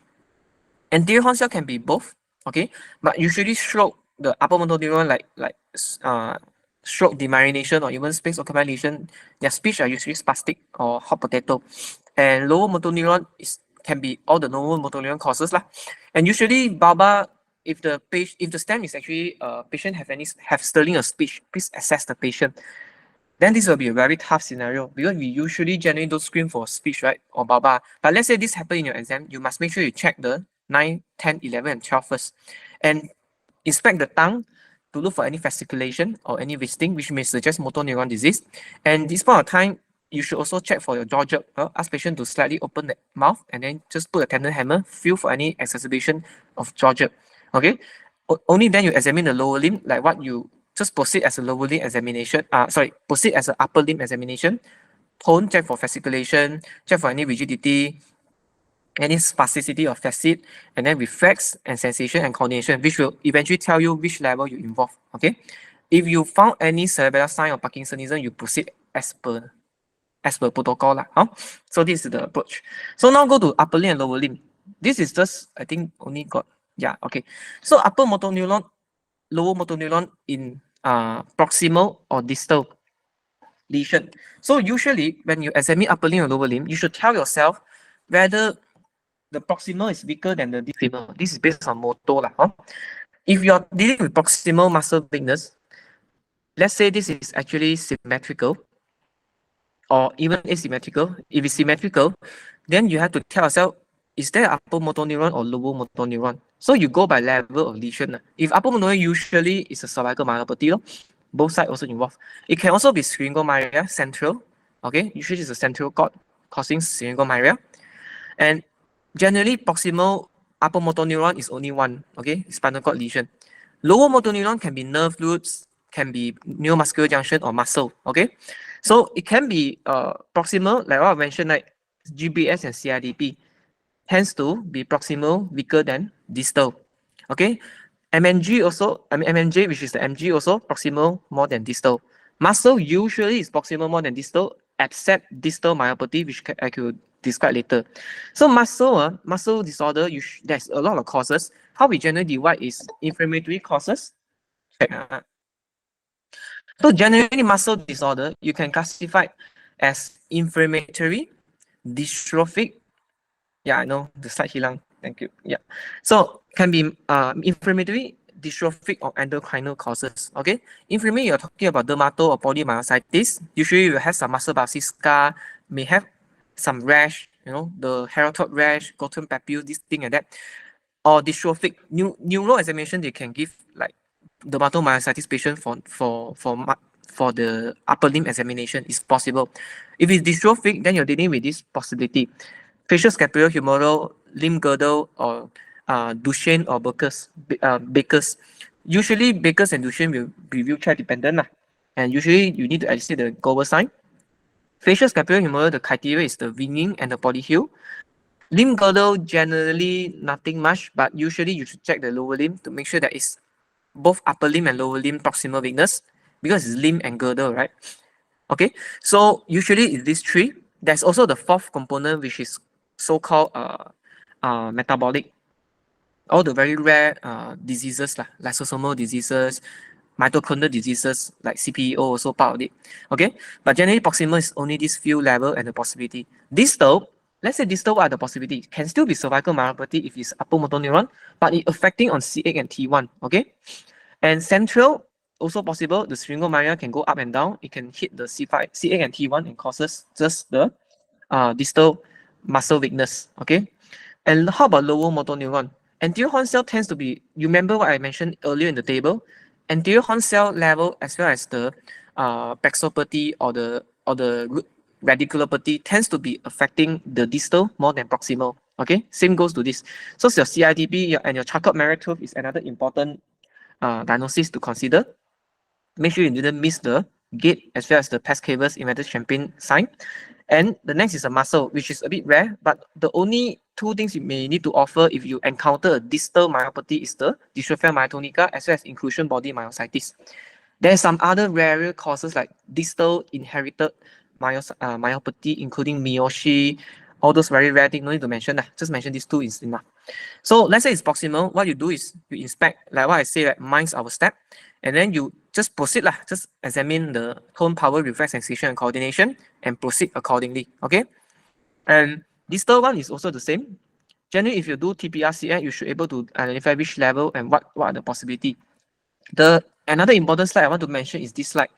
I always find this slide is useful because it provides a guide that what we should examine next. How do we proceed? Okay, let's say you have a bilateral lower limb or mainly lower limb, or you want to give bilateral upper limb or lower limb weakness, and that's wasting. Okay, the criteria is weakness and wasting.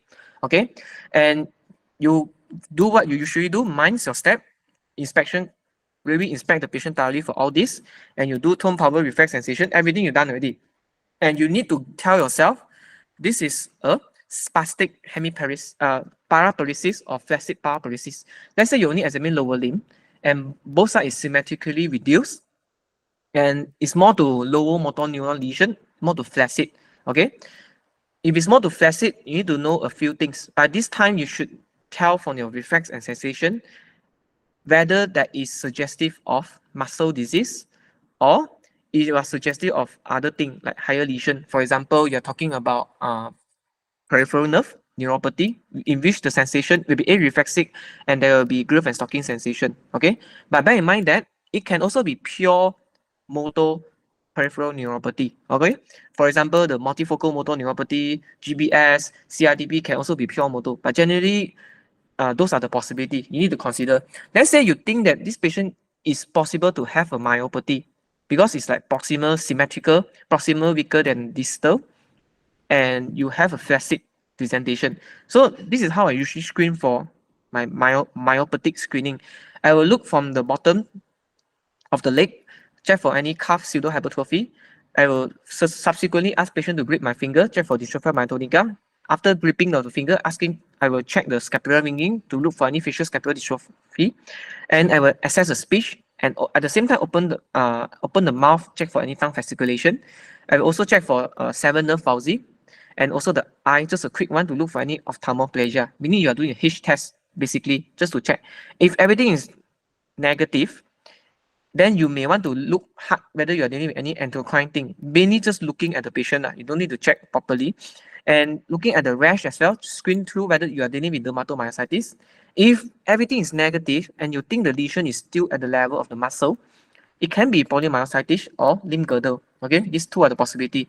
But at the same time, it can also be predominantly motor peripheral neuropathy with a normal sensation. Okay, so that kind of possibility can include Charcot-Marie Tooth and also CRDP as well as multifocal motor neuropathy. That's also another possibility, right? How about let's say you examine the patient symmetrically reduced, weak, and also wasted, and you notice that it's hypertonic, hyperreflexic, is spastic. You check for example, if you check your lower limb, that is a bilateral upgoing plantar. It's spastic, right? So at this point, the idea is we really want to screen for dimension and also the scar. You can check from the you can check from the head to the bottom, or you can check from the back to the head. There's no right or wrong way. Usually you can check the eye first for RPD, INO, and nystagmus. Just a quick shining of the pen torch to look for any RPD. Subsequently do a H test, then you're able to see whether there's any INO and nystagmus. And then you assess the speech, see the tongue, whether there's any fasciculation. And then you just quickly, let's say you examine the lower limb, you quickly examine upper limb. You're looking at the reflex particularly, because if let's say the breeze reflects over the lower limb, you don't know whether where's the lesion. It can be higher up, right? So you must go up again. You must localize the lesion, whether can this be cervical myelopathy, other than just thoracic myelopathy. So you have go up, check for Hoffman, check for reflex. If let's say that is also breeze and positive, this is cervical myelopathy, and you further clarify by checking the sensory level. Okay. Next thing is to check for cerebellar lesion. Okay. Just do a quick finger nose test and also the alternating dysdiacokinesia. And then remember, don't ever forget, if you are dealing with symmetrical spastic paraparesis, always check for scar at the neck as well as the back. Okay. If you got time, I don't think all this you got time, but if you got time, you can check for Romberg to further clarify whether this is cerebellar or sensory ataxia, and then check for the gait. Usually I don't need to do that and offer the annual examination. Let's say you're suspecting it's a cervical myelopathy. Okay, you should check for the anal tone. You should offer to check for the anal tone and palpate for neurogenic bladder. No need to do that, just mention. Let's say you have encountered a scenario of possible cervical myelopathy.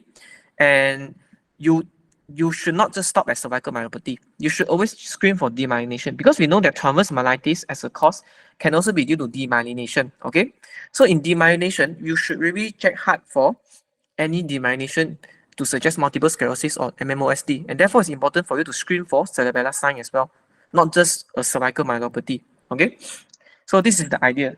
A bit complicated, but that's what we are expected to do. If you can do more, you know what you should do, then usually you will be quite safe. I feel this is actually a good a safe screening approach lah. You encounter any spastic one, you should check. After you completed TPRCX, you should proceed further, okay, to localize the lesion further. Because if you're able to elicit that there is demyelination, let's say there's cervical myopathy, there's also cerebellar sign, then your diagnosis is more to demyelination. Oh? Okay. So median, radial, and ulnar nerve, I won't talk in detail, but basically you need to know the basics. You need to look at the patient, to look at the tinea wasting, or the wasting is actually more to the proximal, which is the forearm, is also wasted. Okay. So this is all you all can go through together, but basically you just need to identify a few things. You can check the normal tone, power, reflex, sensation, coordination, but the additional thing you need to do is actually the motor of the small muscle of the hand.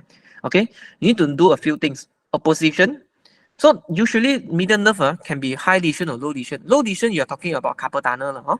High lesion you're talking about cubital tunnel. Not the cubital, it's a pronator teres syndrome. Okay, or in a pure motor without sensory loss, it can be anterior interosseous nerve injury. But just bear in mind that it can be high lesion or low lesion. Most of the time it's the low lesion. Okay, so but how you differentiate is that you can see that in a high lesion, if it's a proximal one, you should able to have this hand of benediction. Okay, hand of benediction meaning to say, when you ask the patient to show you the hand and to close their hand, they cannot close. Okay, they cannot close. So this is what we call hand of benediction. But in the carpal tunnel, you should able to close. Okay. Okay. So and the next thing is the sensation. So sensation usually will have a loss over the tena region, definitely. But let's say there is no, you should able to appreciate there is also a loss through the thumb, index, middle, and the radial half, meaning it's 3 plus 1 of the innervated by the median nerve. Okay, so if let's say the tena is also lost, then this also further justified that there is a proximal lesion. And next thing perhaps you want to do is a special test, which is the tinea sign. Just showmanship, tap, tap, tap, tap, any numbness over here. If numbness, then yes, then the possibility of carpal tunnel is here. Okay. Another thing is that you want to exclude the ulnar and radial nerve palsy. So if you encounter any form of peripheral nerve palsy, you can ask patient to do an OK sign to look for 3 things. Okay. So OK sign can good for screen for 3 things. Whether there's any risk of finger drop, at the same time whether patient can abduct their fingers or not. Okay. So let's say that you may want to proceed further to exclude the ulnar. The quick one is to assess for finger abduction and the Foreman sign. Radial one is basically the wrist dot and finger dot, very easy. And also remember, in this kind of scenario, we are expected to do some functional tests. You can ask patient to stimulate a key turning, opening a jar, things like that, just to assess. And you may want to assess just to offer complete examination by assessing the vascular status, like feel for the pulse, for Allen test, if it indicated for surgery. We want to perform a full upper limb examination if I suspect the pathology is higher. And these are the few possible causes and the management, operative or non-operative. I won't mention all those things. No? But generally, carpal tunnel usually will not come in exam. Usually the one that come out is the ulnar and the radial. Okay. Ulnar nerve palsy, the idea is the first wet space, and also you can see that the hypotonia is also wasted. And this is called dorsal guttering, first wet space. Usually they will have ulnar claw. So the principle of ulnar claw based on the ulnar paradox is the more distal the lesion, the more worse the ulnar claw. Okay, the more proximal, the claw is lesser. Okay, this is due to renovation of the digitorum profundus. Okay, but no need to know all these important details. Just need to know that for ulnar nerve, you need to know the motor component. You are checking for abduction, in which patient cannot use abduction and cannot the Foreman sign is also positive. And because of this, when you ask patient to open up the fingers, finger abduction is also impaired. Okay, you may have this Waterberg sign, not important, no need to know. And for proximal lesion, you need to know that actually the FTP is also involved as compared to just the foramen, the abduction. So how do you know the lesion? It can be ulnar tunnel or cubital tunnel syndrome. Okay, so it's to really know that the sensation. Okay, sensation will tell you. So usually only the ulnar and the little finger, that means the 1.5 here is lost. Then it's usually the distal lesion. But let's say the half, how should I mention? So let's say this is only this part is lost. Let's say when you check the pinprick sensation over the little finger and ulnar half, right? If it's only lost at this angle, then this is actually the proximal lesion. But let's say you feel the palmar region also lost, then it actually justified the distal lesion. Okay, a bit complicated, but just take some time to digest. It's possible. But basically, for ulnar, you just need to check a few things. Look for the muscle wasting, check for the motor, do a few maneuver from that sensation, particularly at the little finger and the ulnar finger, whether the palmar area is also affected or not. And you may want to provocate, don't need to provocate, also okay. And then check for function and offer your differential diagnosis. Okay. Higher lesion usually quite uncommon. Ulnar, usually you want to check for the scar as well over the forearm, over the ulnar, the cubital fossa region, whether there's any scar or not. Okay. So for radial, it's a bit even more complex. But radial, you just need to divide the lesion into 4 possibilities. So whether the lesion is at the level axilla, which not only involving the radial nerve palsy, also included the brachial plexus, whether the radial nerve is involved, and the radial nerve can be involved at 2 levels, which is at the spiral groove of the humerus, as well as the elbow level, and whether there is only pure motor involvement distal to the elbow, which is what we call as PIN. Okay, this is just a revision. Don't need to be worried. Actually, it's very simple. You can read the slide. The Thank slide is you. gone already, huh? Yeah. Okay, no problem. So how do you know which level of the lesion? Actually, it's not difficult because in short case, we're not expecting to do much. Our time is limited. So the idea is actually, you need to know what is the radial nerve function. Knowing that at the axilla, it supplies the tricep and also the posterior cutaneous branch of the arm. And therefore, at the level of axilla, the bicep brachii is actually innervated by the mucocutaneous nerve based on the brachial plexus. Okay, so meaning to say that this bicep brachii is not innervated by the radial nerve. And what is the function of bicep brachii? In a supinated forearm, it's an elbow flexion. It's not a pronated forearm, It's a supinated forearm and elbow flexion. This is the function of the bicep brachii.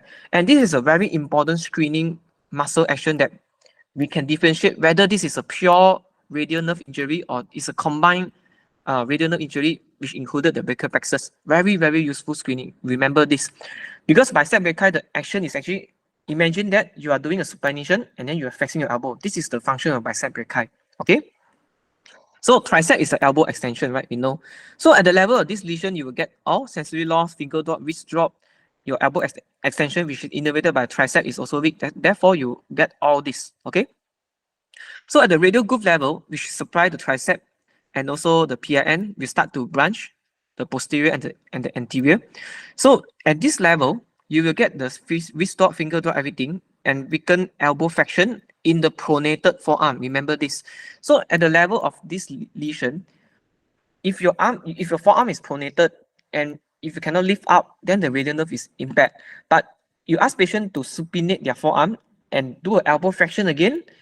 If they can do, meaning to say your brachial plexus is intact. Okay, you are just dealing with the radial nerve issue only, but you don't know which lesion. Is it a high lesion or low lesion? Let's say you, from both sides, let's say you ask patient to do elbow flexion in both supinated and pronated position, both are impaired, cannot do, then you know that the lesion is actually not just radial nerve. It must be something higher in the brachial plexus already. Okay, this is a very useful screening. Okay, so if you go at the elbow level, the radial nerve will supply the brachial radialis and ECRL. Okay, extensor carpi radialis longus. So what happened is the weakness will get lesser and lesser lah. So the criteria is it does not involve the tricep, and therefore your elbow extension is intact. Okay, elbow extension is intact. But what you get is all the sensory loss, finger drop, wrist drop, and also the elbow flexion in the pronated forearm because of the brachioradialis function. You need to know the function of the brachioradialis as well as the bicep brachii, because both also causes elbow flexion, but in a different position. Okay, so if let's say at the distal to elbow, it is all considered low level lesion and is basically already innervate. The radial nerve proper will branch to posterior and anterior part of the radial nerve. So it will become a posterior interosseous nerve. Okay, anterior is basically useless. It only supply the sensation. Posterior only supply the motor. So what you get if the lesion is a low lesion, meaning distal to the elbow, you will get no sensory loss, but you will get a finger drop, but no wrist drop. Okay, you will not get the wrist drop. Okay, and your elbow extension is also intact. So you know that at this axillar lesion, you are looking at whether your bicep brachii is involved or not. At this radial groove lesion, you are expecting your tricep to be involved. At this elbow level, you are expecting that your tricep, which is the elbow extension, is intact. At this level, you are expecting that your wrist will not have dropped and your tricep is also intact. Okay, this is just a simple way to differentiate. Yeah, a lot of things, right? But generally, if you look through, it's basically what I mentioned. PRN is quite rare, but generally what they can do is usually look at the scar, really inspect properly whether there's any scar at this level, elbow got scar or not, radial groove got scar or not, axillary level got scar or not. Axillary level brachiopexis may not have scar, okay, because can be due to the Erb's palsy and all those things. Can be rare, can be difficult, but I remember it came out in one of the Batu Pahat mock as well. Very difficult patient. But I don't know why the examiner calibrate that patient as a radial nerve palsy, radial nerve proper at the level of the radial groove. They classified that as a radial groove level because tricep elbow extension is impaired, wrist drop, finger drop, and that's all sensory loss. No? So, but actually if we really check the patient at the supinated forearm position, the elbow flexion is also weak, meaning to say that the bicep brachii, which is supplied by the mucocutaneous, is also affected, meaning to say actually that lesion is higher up. It cannot be just at the level of the radial groove. It must be a brachiopexis. Okay, so now you see that it's important. It's not difficult, right? If you know the anatomy, it's not difficult. You just need to know which level, and the rest you just do a bit of motor, sensation, functional, and then you just offer a differential. But generally, it's quite rare, something that need to know. A more common one is the foot drop. Oh, foot drop is another headache. Let me just have a drink. Any questions so far?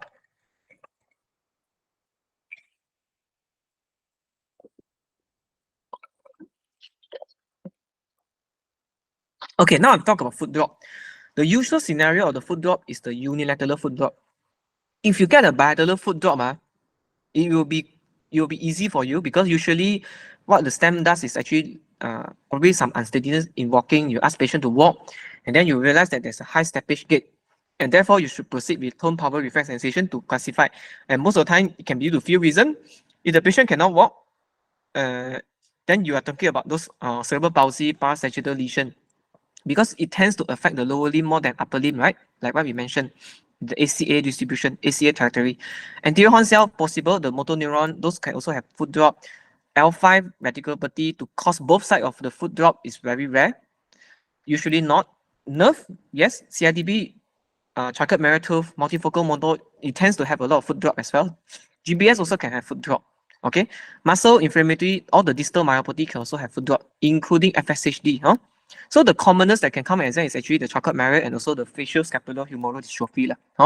So this is a bilateral causes. And generally what you usually do is just tone power reflex sensation coordination, and you want to screen your myopathy screening like what we discussed. Okay, because it's a bilateral, symmetrical, flaccid paraparesis, right? Still follow the same approach. Okay. Let's say you have a unilateral foot drop, which is a bit more complicated. So what are the possibilities? You may have just ACA infarct at one ipsilateral ACA infarct causing contralateral foot drop at the level of upper motor neuron lesion. If generally the rest is actually lower motor neuron, it can be due to anterior horn cell like polio. So polio will usually have foot drop, but the usual thing is polio may not have fasciculation, but they will have a significant muscle wasting and then limb shortening. This one you usually won't miss, right? Very characteristic with the photo. You will definitely won't able to miss a polio. Okay, another possibility is just unilateral one-sided L5 radiculopathy. Can be due to this herniation or some carcinomatosis compression on the L5 alone. It can be due to nerve. So nerve can be due to sciatic nerve or peroneal nerve or deep peroneal nerve. So sciatic nerve will actually branch to common peroneal nerve. Common peroneal nerve will actually eventually branch to deep peroneal nerve and superficial peroneal nerve. Okay, so this is just a different level of lesion. But sciatic nerve is also part of the sciatic nerve. Not only include L5, it include the rest of the nerve roots. Okay, so our unilateral foot drop approach tends to differentiate. Usually the upper motor neuron will not come out lah. Usually it's these four different pathology. Can it be anterior horn cell? Can it be root or nerve? Okay, so we just proceed as what we used to do, examine the lower limb, tone, power, reflex, sensation, and coordination. But at this juncture, if you encounter a foot drop, you should inspect and look at the muscle bulk, okay, to look for muscle wasting. Whether you notice any, the hip part, whether the abductor muscle looks a bit more wasted compared to the rest, and then the peroneus muscle, whether it looks wasted or not. And inspection, to me, if I encounter a foot drop, right, to me, to localize the lesion, I will straight away at this inspection alone to examine the back to look for any scar. Okay, I think scar is very important because if you find any scar at any level, that is most likely the lesion level. Okay, it will give you the immediate clue. Let's say the patient has a scar, like, at the hip level, may suggest a fracture, or as a scar at the back, it gives you different level. A scar at the back suggests more to radiculopathy, right? Scar at the different level of the leg will suggest either it's a root or nerve. We don't know. Okay. So next is the power. So how do you differentiate? We know that L5, the myotome is actually hip abduction. Very specific hip abduction. So if let's say, so in lower limb, we generally always examine hip flexion extension and then knee flexion extension, right? But if you encounter a foot drop, you should and must do a bit more muscle or action, including hip abduction. If you do hip abduction and is weak, then this is alpha radiculopathy. You got the diagnosis, okay? But let's say your hip abduction is intact, okay? But the rest of the muscle movement is abnormal, okay? Let's say you do a knee flexion extension is reduced, elbow flexion extension is reduced, you do the big toe dorsiflexion is also reduced, then everything reduced, but your hip abduction is intact, then this is a sciatic nerve palsy causing a unilateral foot drop, high lesion. So after the plexus, right? I mean, after the lumbar plexus, branch to the sciatic nerve, and if sciatic nerve is involved, everything will be involved except the hip abduction, which is supplied by the L5 alone. L5 alone. So let's say the hip abduction is intact. Okay. Next, you go further. Knee extension and flexion is also intact. Now comes the issue now. So the important point is your ankle, your foot. So you must really know what is the muscle action for each innervate by which muscle. Okay. So actually common peroneal nerve will branch to superficial and deep peroneal nerve, right? So deep peroneal nerve is very specific. Deep peroneal nerve is actually supply the big toe dorsiflexion. Okay. Okay. And common peroneal nerve and common peroneal nerve actually supply, including before it branch out to superficial or deep peroneal nerve, it also causes ankle dorsiflexion, big toe dorsiflexion. Okay. And it also causes foot eversion. The key point is the eversion of the foot. Okay. If the patient foot eversion is weak, cannot do eversion. I think everyone know how to perform a foot eversion. Asking patient to just show push against or just lift up the foot towards lateral side to look for any eversion, right? If the eversion is weak, but and also there is also ankle dorsiflexion that's weak, but that is intact in the hip abduction, intact knee flexion and extension, then you're talking about common peroneal nerve palsy. Okay, so the only way, if let's say, however, if the foot eversion is intact, okay, if the foot eversion is intact and patient cannot do a ankle dorsiflexion and there's also big toe dorsiflexion, also cannot do, then this is a deep peroneal nerve. Because why? What happened is the common peroneal nerve will be branched to deep peroneal and superficial peroneal nerve. Okay, usually the superficial peroneal nerve is the one that causes the foot eversion, but it did not contribute much to the ankle dorsiflexion or the big toe dorsiflexion. Okay, so meaning to say that if the common peroneal nerve is the level of the lesion, the patient cannot do foot eversion. But let's say patient the level of lesion is actually at the deep peroneal nerve, patient can still do foot eversion because it's distal, right? So the lesion is actually distal to the common peroneal nerve. That's why patients still can do foot eversion. So you actually, the extra thing for lower limb examination foot drop is actually these two, whether patient can do hip abduction and whether patient can do foot eversion. Okay, because we know that foot drop, definitely the ankle dorsiflexion will be weak lah, or else patient won't have foot drop. Okay, cannot dorsiflex, right? And therefore remain in the plantar flex position. So these two are the main muscle action that we need to check, the extra one that we need to check for any foot drop approach. Okay, then after that you further justify with the sensory loss. In the L5 radiculopathy, is lateral, posterior, and the dorsal foot, calf and other foot. If it's sciatic, then basically it's just a lateral, dorsal, and plantar lah, most of the whole thing lah, basically.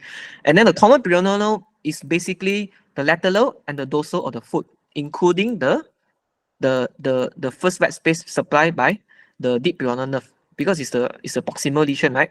So the whole foot sensation is lost, and the lateral calf is also lost. But in a deep peroneal palsy, after you confirm that patient can do foot eversion, however, there's weakness in big toe dorsiflexion, the next thing you need to do when you check for sensation, you look for the first wet space of the foot. And in the deep peroneal palsy, it will be absent. Only that particular region is absent, and the rest is intact. Okay, so with that, you will be able to localize your foot drop approach. It's actually not difficult. Just that you need to know where is the lesion. So the lesion can be L5 radiculopathy, can be sciatic nerve, can be common peroneal nerve, or can be deep peroneal nerve. Okay, L5 alone is a hip abduction. Sciatic nerve, everything is affected except hip abduction. Common peroneal nerve, everything is impaired. Everything is intact. I mean, patient can do hip abduction. Okay, and patient, the sensation will be lost over the lower limb, especially the ankle and the foot. And however, patient cannot do foot eversion. For deep peroneal nerve, patient can still do foot eversion, but the problem is actually the first what we call the big toe dorsiflexion cannot be done. At the same time, the sensory loss also at the first wet space of the foot. So this is, you use this to actually localize your lesion of the foot drop. Okay. So now we go to gait. How do you define gait? Like I mentioned, so gait, usually the easy way to classify is actually pyramidal, extrapyramidal. You don't want to miss these few things. You can miss the sensory ataxia because you will examine the lower limb anyhow, but you will miss the cerebellar and Parkinson if you don't ask patient to walk at the first instant when the stem was patient presented with unsteadiness while walking. So make sure you check the gait first before you check the lower limb, because sometimes you may not need to check the lower limb at all for cerebellum and Parkinson. Okay, so for pyramidal can be spastic or hemiplegic. For lower limb, it's either high steppage gait because of foot drop or wilding gait because of proximal weakness. Okay, so next you proceed accordingly. So your gait, you should include a full gait examination, should include asking patient to stand, looking at whether there's any global sign or not. If patient have difficulty to stand for sitting position, and then after patient stand, don't rush patient to walk first. Check for lumbar sign. Ask patient to put their fists and the fists together and the hand at the side of their hip, and then look straight, close their eyes. Don't be worried if you fall. I will be around you to hold you. So make sure you check for any rhomboid test. Rhomboid should be positive in sensory ataxia, but should be negative in cerebellar ataxia. Okay, or tonsil ataxia we call it. Then only you ask patient to walk. Walk, you are checking more to the you don't need to know about the heel strike, mid stand, and toe off, all this detailed description of the gait, no need to know, but you need to know whether there's any broad base or not. And after that, you ask patient to turn, whether there's any turning en bloc or not, and then you perform a tendon gait. Okay, see whether patient can do tendon gait or not. In cerebellar lesion as well as in sensory ataxia, patient cannot do tendon gait. Tendon gait is not a very good screening. Basically, for cerebellar or sensory also cannot perform. Okay, but at this point of time, any point of time you detect cerebellar sign or Parkinsonism sign, you proceed as per the approach. Or else you examine the lower limb like what you usually do. Coordination also include the heel shin as well as to check for the hand, dysmetria, dysdiadokinesia, and also the nystagmus. Okay, so this is it. So Parkinsonism. Okay, wait, let me just go through how many slides I have. Okay, so I will talk about Parkinsonism and cerebellum before I go to the 11th scenario. It's a very lengthy session, but if you're able to go through the slide today, I will upload the slide later on, don't worry, the PDF. If you go through the slide for all these possibilities, generally neuro station, this is all the possibility that can come out in exam. Okay, no need to worry. So Parkinsonism, basically you want to check for TRAP, right? TRAP, tremor. So that's why we start with tremor first. We check for resting tremor. And tremor, you need to ask patient to lift up their hand, look for any fine tremor, postural tremor. Ask patient to, after lift up their hand, put side to side, okay, lift out with the shoulder as well to look for any postural tremor. And then only then you look for any, at this point of time, in Parkinson patient, there's another very specific clue to suggest Parkinsonism.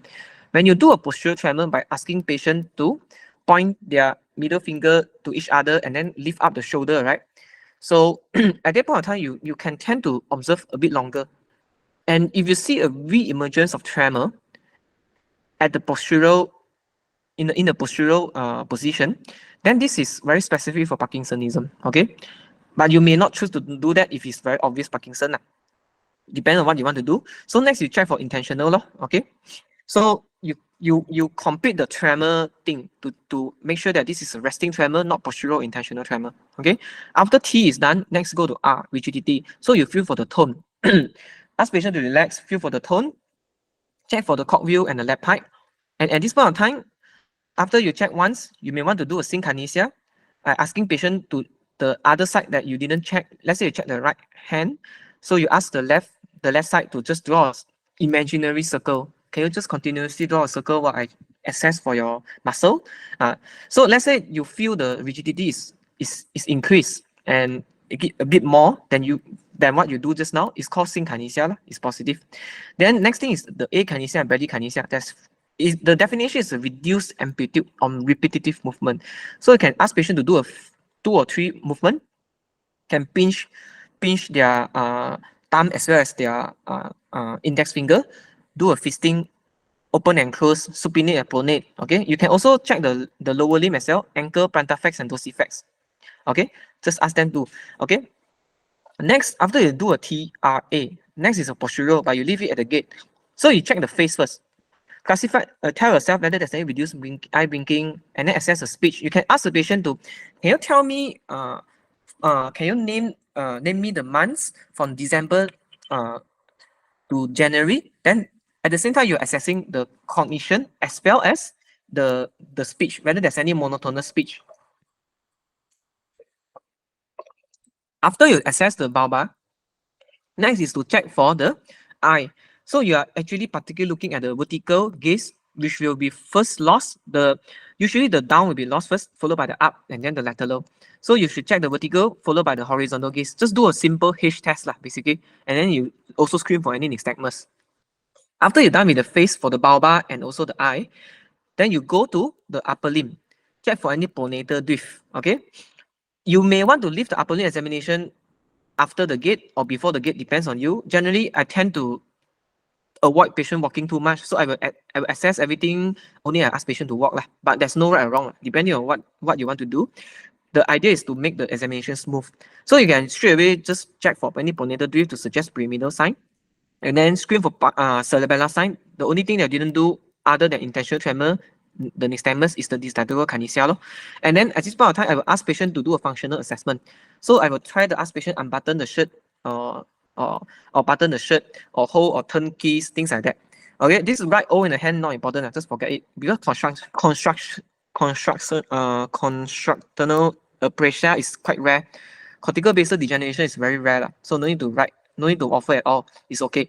Then after I assess the functional assessment, I will ask patient to walk, and particularly looking at all these features: stood posture when patient stand up, gait initiation failure, fascination shuffling gait, turning en bloc, reduced arm swing, and also after patient is back, after patient is still standing and walking back, I will tell the examiner, I will offer to check postural instability. But bear in mind that we don't do that in a real exam. We just offer and mention. Examiner will usually tell you to skip because we don't want patient to fall. Okay, if the examiner want you to do, then you want to do, okay, but you should give a very clear instruction to the patient. You tell the patient that, okay, what I'm going to do is I'm going to pull you from the back, okay, try to stabilize yourself by taking not more than 3 steps when you fall to the back. Don't be worried, I'll be behind you to hold you in case you fall. If you really need to do that in clinical practice, but I think in exam, generally the examiner also don't want us to do. Then after that, everything else after the gait is looks like almost finished, right? Next thing is to check for the necks. You just feel the neck, look at the scalp area to look for any DBS scar. Usually it's a both side at the frontal region. There's usually 2 horizontal scar, and usually there will be wire through the neck like a VP shunt like that. Like you will feel some wire just at the back of the neck. Okay, just feel. If let's say there is and you will find like a pacemaker incision mark like over the anterior chest, either right side or left side. And then at this point of time, you should also check the abdomen. Let's say patient got any subcutaneous injection mark that may suggest apomorphine infusion. If the patient on PAC tube, I think this is only in the OC lah. Even in UM as a Parkinson center, I don't see that at all. The levodopa carbidopa intestinal gel, which can only be administered in the PAC tube. But if you go to UK or any first world country, then you may see this with the PAC tube in there. So after you examine all that, you could just mention end my examination by checking postural hypotension to suggest MSA, MMSE and MOCA for cognition, handwriting, Archimedes spiral. You may want to offer secondary Parkinson thing that you want to check. Slit examination to look for KF ring, assess the vascular risk factor, check for any, this one is so important. Sometimes you examine the Parkinson patient, they may not give you a very straightforward Parkinson. They will give you the Parkinson that is having chorea, moving here and there. It's possible. So if let's say there is a chorea attitoid kind of movement, also check for any face and also the mouth, look at the tongue, whether there's any dyskinesia or not. It can be due to the drugs, the levodopa-induced dyskinesia. And you may also want to offer that, want to take further history, family history, blah, blah, blah, which is not very important. But you can mention all this. This is just for complete sick.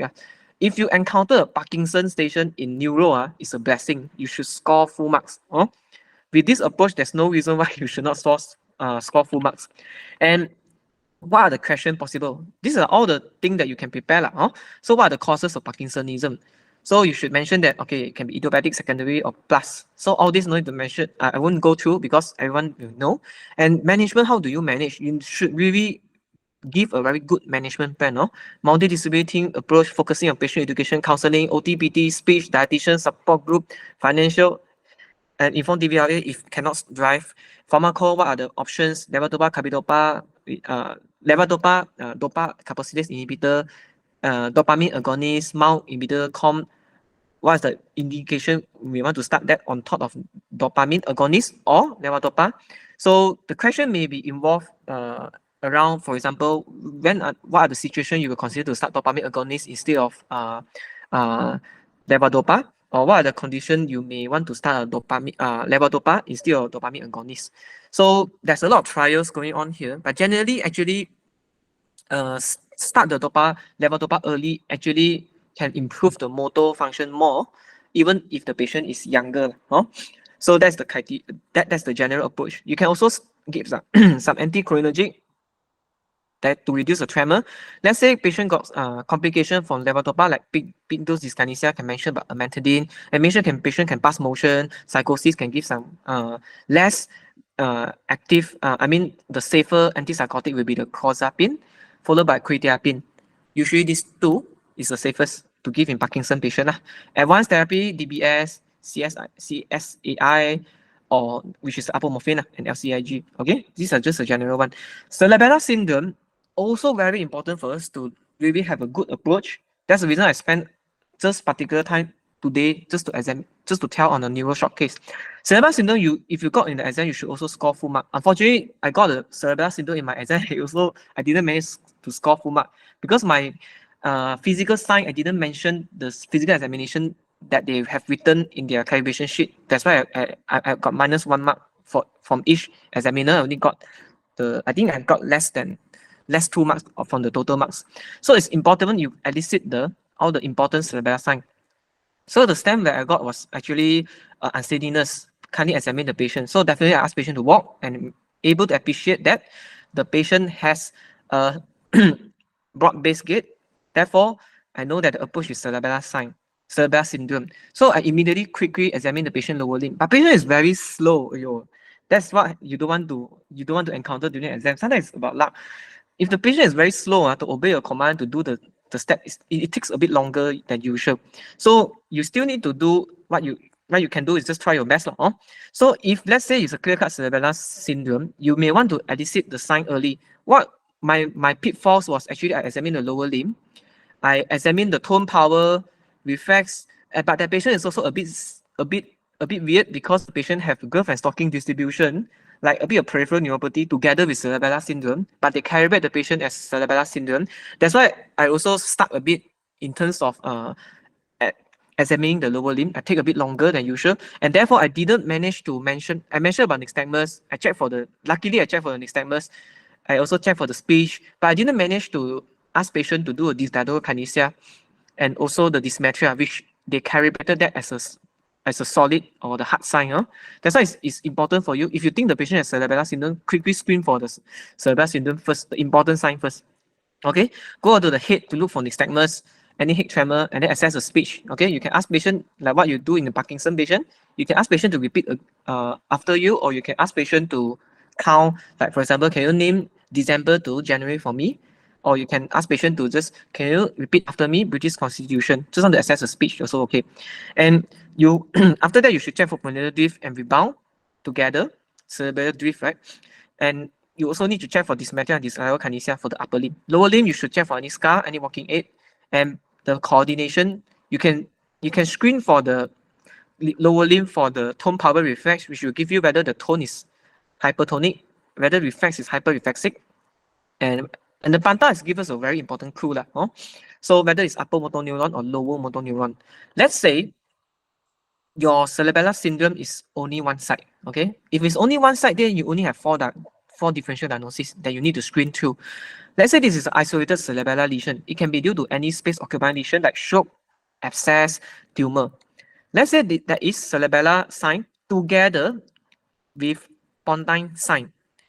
How do we know that? Okay, basically you need to screen a bit of the cranial nerve or you have to check the neck as well, the post-auricular region to look for any scar. Okay, and usually if that is another possibility, you need to screen. Okay, the third possibility is the lateral medullary syndrome. Usually we have a bit of ataxia, nystagmus also. So this is a unilateral approach. So basically, if it's a unilateral cerebellar syndrome, you really need to check the cranial nerve. You cannot just check the head, lower limb, upper limb like that only. You have to check the cranial nerve, and including the demyelination like MS, MMOSD. So you can check the nystagmus, INO, and also the RPD. Then after that, you should check the fifth nerve and the seventh nerve. Okay, generally you do a H test, you already check for 3, 4, and 6. So you check the fifth nerve. If fifth nerve is involved, then you're dealing with lateral medullary syndrome. If the seventh nerve is involved, whether eighth nerve is also involved, then you're dealing with cerebellar pontine lesion, okay, CP angle lesion. So for unilateral approach, it's more of checking the cranial nerve as well as confirming your cerebellar sign, okay. If you have time, you can check the lower limb, upper limb to look for whether there's any upper motor neuron or lower motor neuron. Generally, if you got sign in the cranial nerve, it's definitely upper motor neuron. But the problem comes when you examine the patient that have a bilateral cerebellar syndrome. So the exam station that I got was bilateral cerebellar syndrome. Broad-based gait both sides. And when you check, you need to tell yourself whether there's any pyramidal sign or non-pyramidal sign. Pyramidal sign basically means that whether there's any upper motor neuron sign, hyperreflexia, hypertonia, okay, any upgoing planta. At this point of time, sensation is no longer important, be it absent or present, is not very important anymore. But if let's say there is sensory loss, growth and stalking, you may want to think, can this be feverish ataxia? It can give you a clue to localize, okay?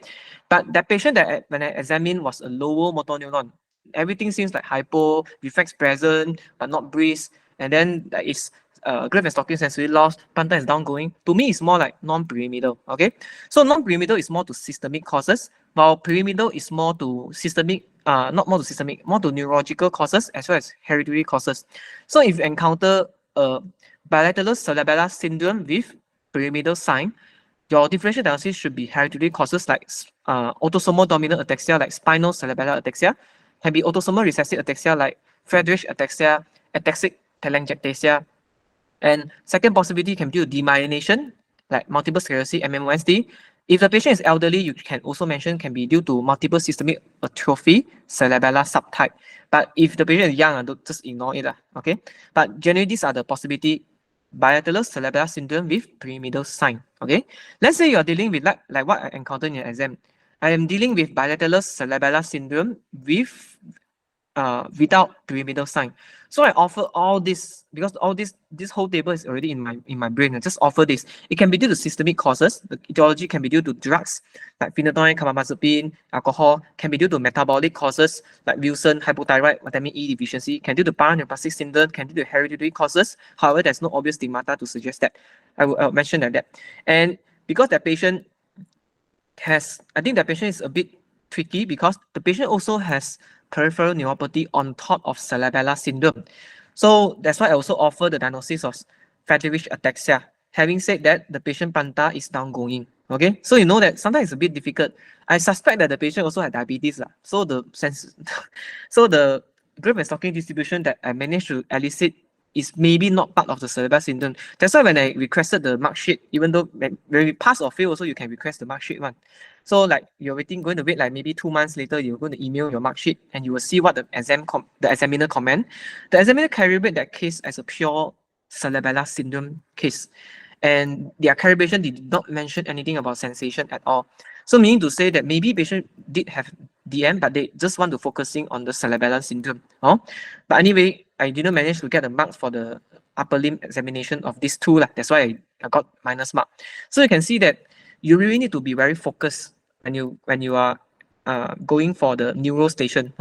You must really get the sign, get the finding, and exclude the differential. Okay. So now I'm going to talk about 12 common syndrome. If you are familiar with this 12 syndrome, this is probably the last part of my sharing for this session. If you can go to the 12th part of this session, I think everyone is already saturated with cerebral edema already. But anyway, if you can go through this 12 syndrome, you should be able to go through the exam with confidence because these are the 12 possibilities that can come out in exam together with the Parkinsonism and also cerebellar that I mentioned. Okay, you need to be very familiar. CP angle tumor, what are the things that you should be able to detect? You should be able to appreciate that facial asymmetry, and don't forget, learn from me, learn from my experience in my mock by Prof. Raymond, means the scar. Check the scar at the back. Okay, facial asymmetry, check the scar at the back, especially it is unilateral. Okay, bilateral, maybe you need to check. Bilateral is usually more to muscle disease. Pontine and cerebellum, there's two components. So pontine, you need to check. Now you're confirming 7 nerve palsy, right? You need to check the cranial nerve above and below. So you need to check for the 3, 4, 6, and 5, and you need to check the 8. Okay. So 5th, you check that's reduced. You may want to offer corneal reflex. Generally, no need to offer also, never mind, because time is short. If it's reduced, then reduce lah. Then 6, usually 6 nerve will also be impaired. That is impaired of abduction of the ischiatal eye. Okay, that patient also got this actually, but when I discussed, I didn't present that, and I think Prof. Raymond also questioned me back again. Actually, there is also ischilateral reduced impair abduction of the eye, but patient can still look at the, for example, the lesion is at the left. The patient can still look at the left, just that the angle. I mean, you can still see some sclera at the lateral aspect of the limbus, so it already considered as impact. Okay, and 7 and 8. Okay, 8 is a reduced hearing. You may want to offer Winnie and Weber. If you don't have time, I think journalist quick screen is fine. And you must elicit the cerebellar sign. Okay, EOM, which is the nystagmus. Sometimes if you don't find any nystagmus, I would feel like broken pursuit is also another very specific sign of nystagmus or cerebellar sign. It is sometimes the patient may not have an obvious nystagmus. So how to do a broken pursuit is you hold your hand. I mean, just one hand in the middle of the patient visual field.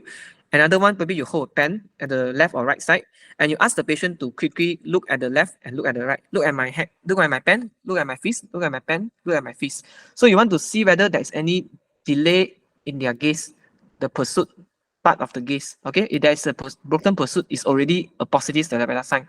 Okay, next is speech, upper limb, basically just like that, and gait, want to check whether it's probably ataxia.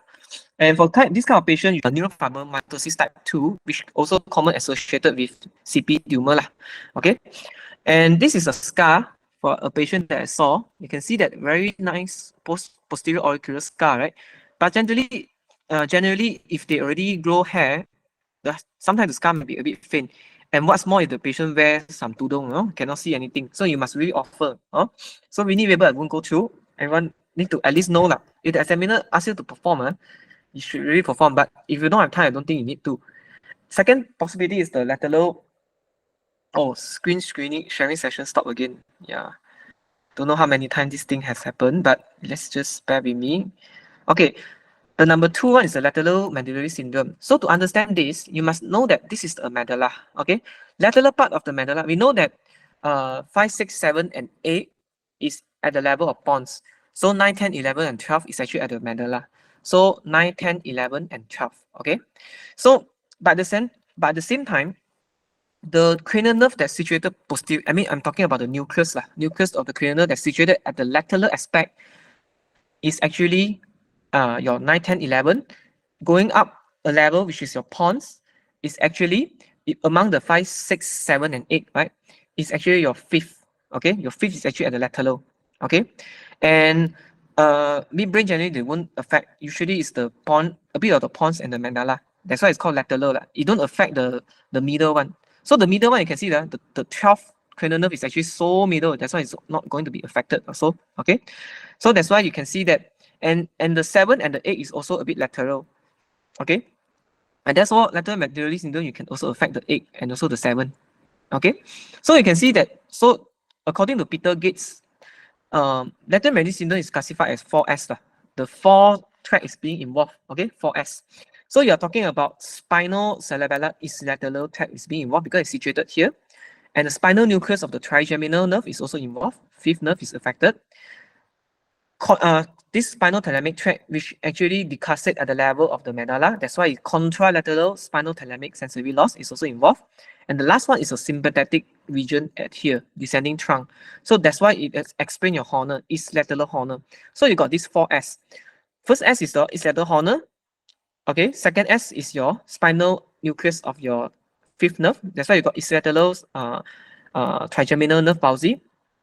And you also got sensory hearing loss on the 8th nerve. And you also got 9, 10, 11, which I mentioned. These 3 are the lateral part. You may have on nice right still feeding, but generally some patients may not have full manifestation of lateral medullary syndrome. But the idea is the 12th nerve should not be involved. If the 12th nerve, if the tongue is actually deviated towards the lesion, then this cannot be lateral medullary anymore, because lateral medullary is actually the lateral side. Okay, so the idea is also have cerebellar ipsilaterally, and you must able to elicit as contralateral spinal thalamic involvement. So the contralateral cortical spinal will not be involved, because it's actually situated at the middle portion of the spinal cord. So that's why it's also important that usually lateral medullary syndrome is kind of like the pure sensory thing. Other than if you include this 9, 10, 11, that is going to involve the motor component, the swallowing and things like that.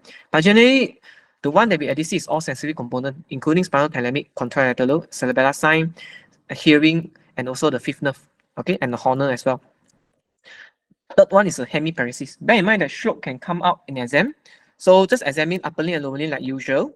The only thing you need to add on is you may want to mention you want to assess the higher mental function, screen for cortical sign like acalculia, agraphia, left-right disorientation, and also homonymous hemianopia to check for the vision. You want to offer to check for retinopathy, papilledema, and the cardiovascular risk when you listen for carotid bruit, murmurs, or even atrial fibrillation. If this is a stroke, stroke can come out in a short case. Usually they are desperate only they come out. Usually because Neuro got a lot of interesting case that they want to test our candidates, right? And usually if you mention about hemiparesis, right? If this is upper motor neuron hemiparesis, what are the possibility? Okay, it can be at the cortex level to suggest a stroke, demyelination or SOL. It can at the level of subcortical, which is like internal capsule, brainstem, like a lacuna stroke. The cause can also be demyelination, SOL. However, also remember that upper motor neuron hemiparesis can also include your bound sequard hemicord syndrome. Okay, incomplete spinal cord syndrome that affects the one half of the spinal cord. Okay, so the cortical spinal is going to be ipsilaterally involved. That means what you are expecting in bound sequard syndrome is that you will be expecting ipsilateral cortical spinal, ipsilateral loss of proprioception, ipsilateral loss of the cortical spinal, and contralateral loss of the spinal thalamic. Okay, okay. Think everyone's clear, right? So next is myelopathy. Myelopathy is spinal cord lesion. So what you're expecting to find is tone is hypertonic, power can be proximal or distal depending on the level, like what we discussed. Reflex usually at the level of the lesion is hypo A, below the lesion is hyper. But bear in mind that in spinal shock, everything can be hypo as well. Okay, sensation can be complete with the sensory level, like what we mentioned. And then myelopathy, remember to screen for demyelination. That means you need to screen for cerebellar sign as well as a bit of the second nerve. And you also need to check for the back, for the scar or any spine tenderness to suggest any cord compression. And then you want to complete examination by checking the tone, anal tone, or palpate the neurogenic bladder. So this is how I usually classify my causes of myelopathy. This is something that we can prepare. If you think the patient have a myelopathy, what are the causes? You can say that the causes can be medical or non-medical or so-called surgical.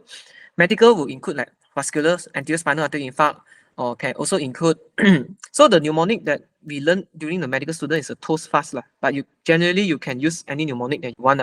So FAST, right? A is anterior spinal artery infarct. What is my F? F is a familial or hereditary spastic paraparesis.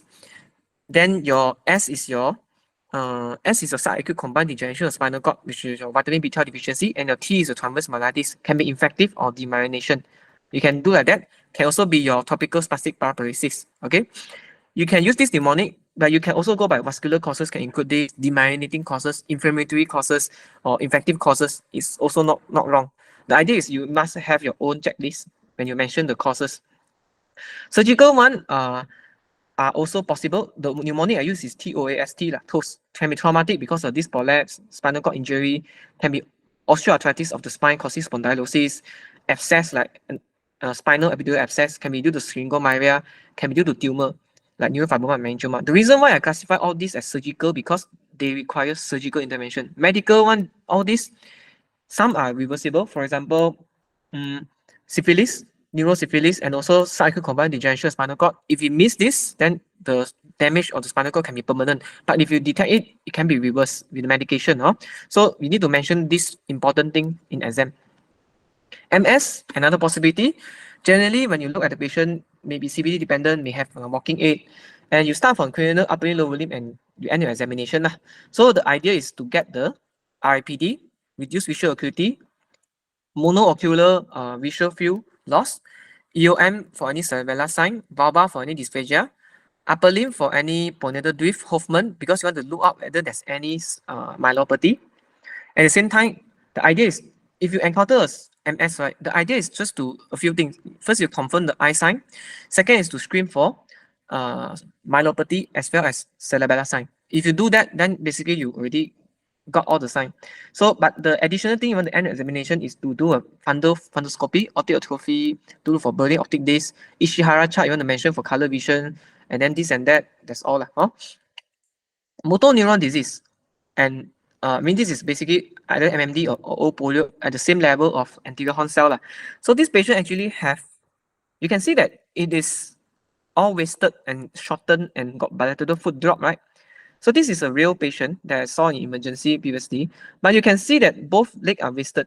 Actually, if you look at these both legs, their distribution, although they are generally wasted, proximally and distally are wasted, but distal wasting seems to be more compared to proximal. At the same time, it's a bit asymmetric. It can be symmetrical, but if you look in detail, the muscle distribution, here got more bulk, here got less bulk. Actually, it's still asymmetric distribution, but involving both proximal and distal. And there's also bilateral foot drop. This is patient, one off diagnosis is definitely polio. And you may want to check for any fasciculation, make sure that the sensation and also the sensation is intact and the reflex may or may not be absent, okay, depending on the muscle bulk. And for motor neuron disease, the focus is actually you want to check for the oral cavity, whether there's any pre-oral or tongue fasciculation. Polio usually won't have all this fasciculation. Speech will be pseudobulbar or bulbar. Polio usually will not have any bulbar involvement. And Upper limb and lower limb, basically you want to look for muscle wasting, distal muscle wasting in particular, and fasciculation, whether it's inducible or non-inducible or spontaneous fasciculation. Reflex is variable, like I say, sensation is definitely going to be intact and may or may not have foot drop. So this patient actually have what we call a split hand syndrome or split hand phenomenon. Meaning to say that you know that this first dorsal vat space is supplied by your ulnar nerve, okay? And this tena is supplied by your median nerve, and this region hypothenar is supplied by your ulnar nerve. In a pure ulnar nerve, in a pure ulnar nerve palsy, then you will have this weakness and this weakness, right? But this patient actually have a median, I mean the whole hypothenar is gone, but the whole tena is gone, but the hypothenar still can see some bulk. So you can see that there is cross differential muscle wasting over the hand. You can see the median muscle is the median nerve is also affected, and the ulnar nerve is also affected, and they are like splitting of both nerve distribution. So this is what we call a split hand phenomenon. Split hand phenomenon is quite specific for motor neuron disease generally, but if you don't mention also never mind. Generally, you just need to mention there's a distal muscle wasting is good enough. Okay, so the pattern, if you encounter missing of upper or lower motor neuron, this can be ALS, amyotrophic lateral sclerosis. Predominantly upper motor neuron is the primary lateral sclerosis. Predominantly lower motor neuron is the progressive muscular atrophy or polio. Okay. You may also want to mention about the functional assessment in distress, on oxygen or bedridden. You must end your examination. Remember that motor neuron disease can also associate with frontotemporal dementia. Okay, there's this ALS FTD spectrum. So that's why you can also end your examination by checking MMSE and explore some history. If you got time, you can mention that. Okay, peripheral neuropathy, you need to classify as predominantly motor or predominantly sensory. You generally need to know all these causes when you want to give a good differential when the examiner asks you. AITB, CITB, CMT, porphyria, lead, and also MNN. Okay, this is motor. Sensory, this is my checklist. I tend to follow this checklist. I will talk about metabolic first, because if some people, like what Prof. Raymond thought, he will go by A to Z, no? But the first A he's going to mention is alcohol. So in Malaysia, it's not very good to mention alcohol as a first cause because the commonest is still diabetes, right? So I tend to follow this approach. I will mention about metabolic cause, which is more common. I'll mention that metabolic cause can include diabetes, hypothyroid, vitamin B deficiency, or uremia in CKD. Then next is a toxin, for example, alcohol, isoniazid, or chemotherapy drug. Neoplastic can be paraproteinemia or paraneoplastic causes. Inflammatory can be due to CIDP, CMT, or vasculitic causes, chronic tissue disease. Infective can be due to HIV, leprosy, things like that. Infiltrative, I mentioned amyloidosis, sarcoidosis. So I will usually go by this checklist. This is my own checklist. You all can create your own, own table with your own flow. There's no right or wrong, because I feel to go by the commonest, the more common one, subsequently followed by the less common one, is easy, and also I will always remember lah. So there's no definite answer, depending on how you want to answer lah. CMT. So CMT, you can see that this is an invented champagne bottle. There is distal muscle weakness. Proximal is relatively sped. And if you ask a patient to walk, he has a high steppage gait. And you can see that the distal muscle is really affecting the upper limb as well, the hand. And there is high arch foot as well. Okay. And there's also a foot drop if you examine. So it's more to distal muscle wasting, inverted foot. In this point of time, you may also want to see here, got any sural. I don't know whether, I can't remember whether this patient have or not, but you need to check for any sural nerve muscle biopsy. And you need to describe there's a pes cavus, high arch foot, and may or may not have claw or hammer toes, and usually will have some foot drop. That's why they have a high steppage gait. So when you ask patient to walk, you should get a sensory ataxia in which your Romberg should be positive. Okay, you should not have a Romberg negative in CMT. Romberg negative means this is cerebellar ataxia. Okay, and usually because of this, they cannot do tandem gait and they will have high stepping gait. And lower limb generally is like a flaccid kind of presentation, hypotonia, wasting, areflexia, glove and stocking distribution, because they will also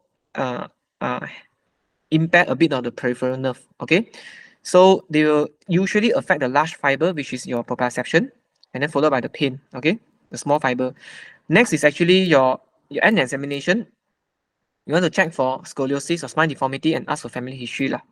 Okay, so fetish ataxia is another one. So fetish ataxia is very confusing, right? Got peripheral neuropathy, got cerebellar sign, and also got sensory ataxia. So this is a bit complex. It's a systemic disease.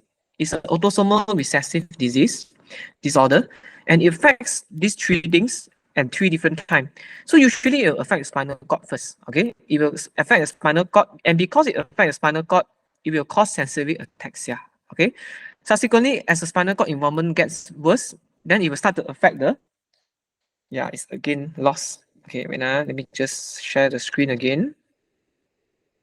Yeah, a lot of disturbance suddenly. Okay. Okay. So the first thing is actually the spinal cord that cause the sensory ataxia. Subsequently, as the involvement gets more, then we involve the spinal cerebellar tract and causes cerebellar syndrome. Okay. And lastly, they will affect and causes a peripheral neuropathy. So you can see that there is three different levels of lesion, right? And that's why if you want to offer fatigue ataxia for these three possibilities, also not wrong. If you encounter like peripheral neuropathy with cerebellar sign, like what I encounter in my exam, I offer fatigue ataxia is also not wrong because it involves different levels. Okay. So what you're expected to find, cranial nerve, you will find a cerebellar sign. Okay, because of involvement of spinal cerebellar tract. It did not involve your cerebellum, it involved your spinal cerebellar tract. Okay, but because of that, you also can get a bulbar dysarthria. Okay, and how about upper limb? Upper limb, you will get cerebellar sign as well. Lower limb is a clue. Lower limb, what you get is actually hypotonia, small muscle wasting because of peripheral neuropathy, right? And usually distal is also more than proximal wasting, also because of peripheral neuropathy, and also because of neuropathy, you get the foot drop and the pes cavus because it's a chronic pes cavus, high arch foot, and the muscle wasting suggestive of chronic neurological condition, okay? As opposed to like GBS, just foot drop, the muscle bulk is intact. Next is the reflex. Because of the involvement of the peripheral neuropathy, that's why the reflex is absent over the knee and ankle. But because it's a spinal cord disease, that's why the plantar is upgoing. You understand? So that's the confusion. Why you will get absent knee and ankle reflex, however your plantar is upgoing, because it actually affected the spinal cord, but actually at the same time also involved this peripheral neuropathy. Okay, so sensation usually will have intact in pain and touch, but the large fiber will usually involve first. Okay, you will get large fiber is actually your dorsal column lah. Small fiber is actually your pain and your touch, and because of that, the spinal cerebellar tends to affect the cerebellar syndrome, and the spinal cord usually tends to affect the dorsal column more, which causes sensory ataxia, and therefore pain and touch usually is intact, but it can be involved in a severe case. If you do a coordination asking patient to walk, some they cannot walk. If those that can walk, usually, I mean the coordination you cannot do a heel shin test lah, huh? But let's say you ask patient to walk, you will find the patient have ataxia and with a high steppage gait because of the foot drop as well as the pes cavus. But because the predominant feature is actually the sensory ataxia, so you will get a rhomboid positive. Okay, you cannot say the patient is rhomboid negative because the rhomboid is already positive lah, no? So when you do a rhomboid, the rhomboid is going to be positive. Okay, it means, so these are the expected finding you will need to know for fetish ataxia, and you may want to screen for other things like vision and hearing loss, metabolic screening, HOCM, ICD device, and scoliosis lah. These are the extra things you want to know about fetish ataxia. Next is the MG. Okay, myasthenia gravis, this is the full approach. Usually they have a partial ptosis, and usually may or may not have complex ophthalmoplegia. That means you cannot explain with 3, 4, and 6, like 3 incomplete involvement, 4 is intact, 6 is impaired. So maybe because of complex ophthalmoplegia and partial ptosis. So there's a few signs that you want to elicit, but generally in exam, if you don't have time, you don't need to do that, it's also okay. What you can do is actually you ask patient to look up, look at the torchlight, you turn on the torchlight, ask she or him to look at the torchlight, and you ask count 1 to 30. You are assessing the both ocular and bulbar. Ocular, the fatiguability eyelid will be more on prolonged stare. That means the ptosis will be more pronounced. Bulbar will be actually have more nasal and palatal weakness, nasal speech.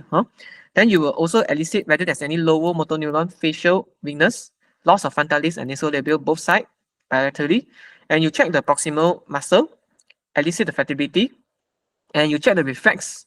And generally, their tone are reduced, but they usually don't have any muscle wasting. After you examine the upper limb, you should proceed to the chest to look for any midline sternotomy, which may suggest previous thymectomy scar. And you should also check the neck to look for any reduce in neck flexion and extension. At this point of time, you should offer to check the neck as well to look for any goiter. Okay, and you may want to do a percussion to look for any retrosternal extension if less a goiter. And this patient also have vitiligo. You can see a lot of vitiligo, especially autoimmune in nature. And at the midline sternotomy scar also got vitiligo. Most likely this is what we call as Turner phenomenon, because vitiligo can actually occur at the level of the injury, the skin breakage injury. Yeah? And this patient is on nasal prong. You may say that the patient is in respiratory distress, partial ptosis. You can see all the signs here, right? Very good. So, and you should also end your examination by checking autoimmune features. For example, this patient have vitiligo. Check for any steroid complication. This patient look very cushionic actually. Look for any bruises of the skin, purpura, skin thinning, and check for any rheumatological stigmata. Explore the drug history to exclude the drug induced, and also don't forget to mention about this peak expiratory flow rate bedside to assess the respiratory function to know that whether patient is in crisis or not. If it's reduced in PFER, then it's an early sign of crisis. Next is the functional. You want to comment whether patient pale or in distress. That will be the full approach for myasthenia gravis. So I'm meaning to say, if you suspect MG and there's already suggested MG, you screen for it. Upward gaze, ocular, and the bulbar is fatigue. You know this is MG, then you have to go everything. You have to do all this approach. Okay. Next is a myopathy. Whether it's proximal or distal, these are the causes that I may explain. The metabolic is very rare. You may choose not to mention, like mitochondrial glycogen storage. Okay. FSHD is also very important, can come on an exam. Generally, what you do is you will see the Popeye arm, in which your your arm is actually more wasted compared to your relatively spared forearm. Okay, your bicep is here, your bicep is actually affected, no? And your brachioradialis all looks okay. And the idea is you must appreciate that the face is abnormal. There's usually a bit of ptosis. Like what we mentioned, you must check the eyelid, the position of the eyelid, whether you got ptosis or not. And then elicit that patient got any seventh nerve palsy or not. And then subsequently, you check the upper limb, look for proximal wasting, do a scapular minging, okay? Push against the wall or your arms, and then elicit the Popeye arm or polyhue sign. And then you go to the chest to look for any horizontal axillary fold, and also any pacemaker scar. Abdomen for any bevel sign if you got time. Generally, you can ask patient to walk, check the gait. Sometimes they usually will have a foot drop as well. So that's why they will have a high steppage gait. And also check for whether there's any AFO, ankle foot orthosis, or any walking aid. You want to complete examination by checking any evidence of heart failure, hearing loss, ECG, and peak flow. This is just the usual thing. Dystrophia myotonica, okay? Also very common. Same thing, but dystrophia myotonica usually have quite a significant wasting over the frontal region, as well as all the muscle, including temporalis, masseter, and sternocleidomastoid muscle. Usually they will look like very cacasic like that, and they usually same also myopathic face. And the criteria is actually to screen for myotonia. So the easy way is to assess the hand grip, check for grip myotonia, and ask the patient to open out the hand immediately. If there is, there is. Next is actually, if there is, you should proceed next. You should proceed with percussion myotonia. And percussion myotonia is positive, then actually, if you don't want to do the tongue or eyelid myotonia, it's also okay one. Okay, then you can check for the pacemaker, check for auscultate the heart, any murmurs, any heart failure, any S3, and whether there's any diabetic evidence. If not, you just want to offer. And then also mention that you want to check for any evidence of hypogonadism, direct disease, and also ask for the family history, like DMPK gene, autosomal dominant. This is more to answer the question part. How do you manage the patient? Screen for the complication, manage MDT approach, refer this and that, and then family contact tracing, things like that. And then if you encounter a scenario that you cannot explain with just not a one diagnosis, if let's say there's a mixing of sign, let's say you have upper motor neuron and lower motor neuron together, what are the possibility? It can be due to fetish ataxia. So the mnemonic I use is fast MCA. You can have your own mnemonic. Fatigue ataxia, subacute combined degeneration of conus medullaris. Usually what upper motor neuron and lower motor neuron that we are describing is actually tone is reduced, power is reduced, reflex is for example ankle and knee, and also the ankle is absent but the plantar is upgoing. Or if, let's say there's clonus as well. So there's missing of upper and lower motor neuron lesion. So these are the possibility. Fatigue ataxia, subacute combined degeneration, conus medullaris, neurosyphilis, MND, the ALS subtype can have mixing of both. Or there's two pathology like cervical myopathy or stroke together with peripheral neuropathy from diabetes, for example. The last one is very rare, may not choose to mention. Adrenoleukodystrophy. Usually they will have a spastic paraparesis with peripheral neuropathy and also adrenal insufficiency. No need to mention, very rare. You just need to mention the first 6, okay? And let's say how about you encounter a scenario of complex ophthalmoplegia, okay? If you encounter a complex ophthalmoplegia, this will be the possibility, okay? Can be mononeuritis multiplex from the vasculitis, can be MS, can be Parkinson plus syndrome, can be basal skull lesion, can be Graves' disease, can be ocular angiogram, also another possibility. Wernicke encephalopathy, this one just a differential diagnosis to mention. No need to be bothered by all this long list of diagnosis, but these are the something that you can goreng. If let's say the patient examiner asks you, if you're dealing with this complex ophthalmoplegia, what would be your possible etiology? Then you can mention that. Okay, with that, I will end my session for this morning. Any question? A lot of hiccups in terms of my slide. Have to share again and again. But generally, it's a bit lengthy, right? I mean, it's quite overload. But actually, the idea is if you're familiar with all the 11 condition, you should able to do well in neurostation. The only problem is the proceed part. After you examine the relevant domain, what are the things that you want to proceed? You need to plan first. So sometimes neuro really need to think a bit before you examine. But generally, I think everyone can do well if you know all the approaches that I mentioned and also all the possibility. Okay, I hope that everyone can do well. Okay, I already said the slide will be shared in the Campfire group later on in the link. So if any question, we will end the session for now. Later on, we'll start at around 1:30. I know that it's a bit lunchtime, a bit difficult for everyone to attend, but I will need to start early because I have to end early as well. Okay, I hope everyone can attend. The session later is going to be on the scar and devices. Okay, just mainly about photos photos and scar to just sit back and enjoy in this Sunday. Okay, thank you everyone for attending.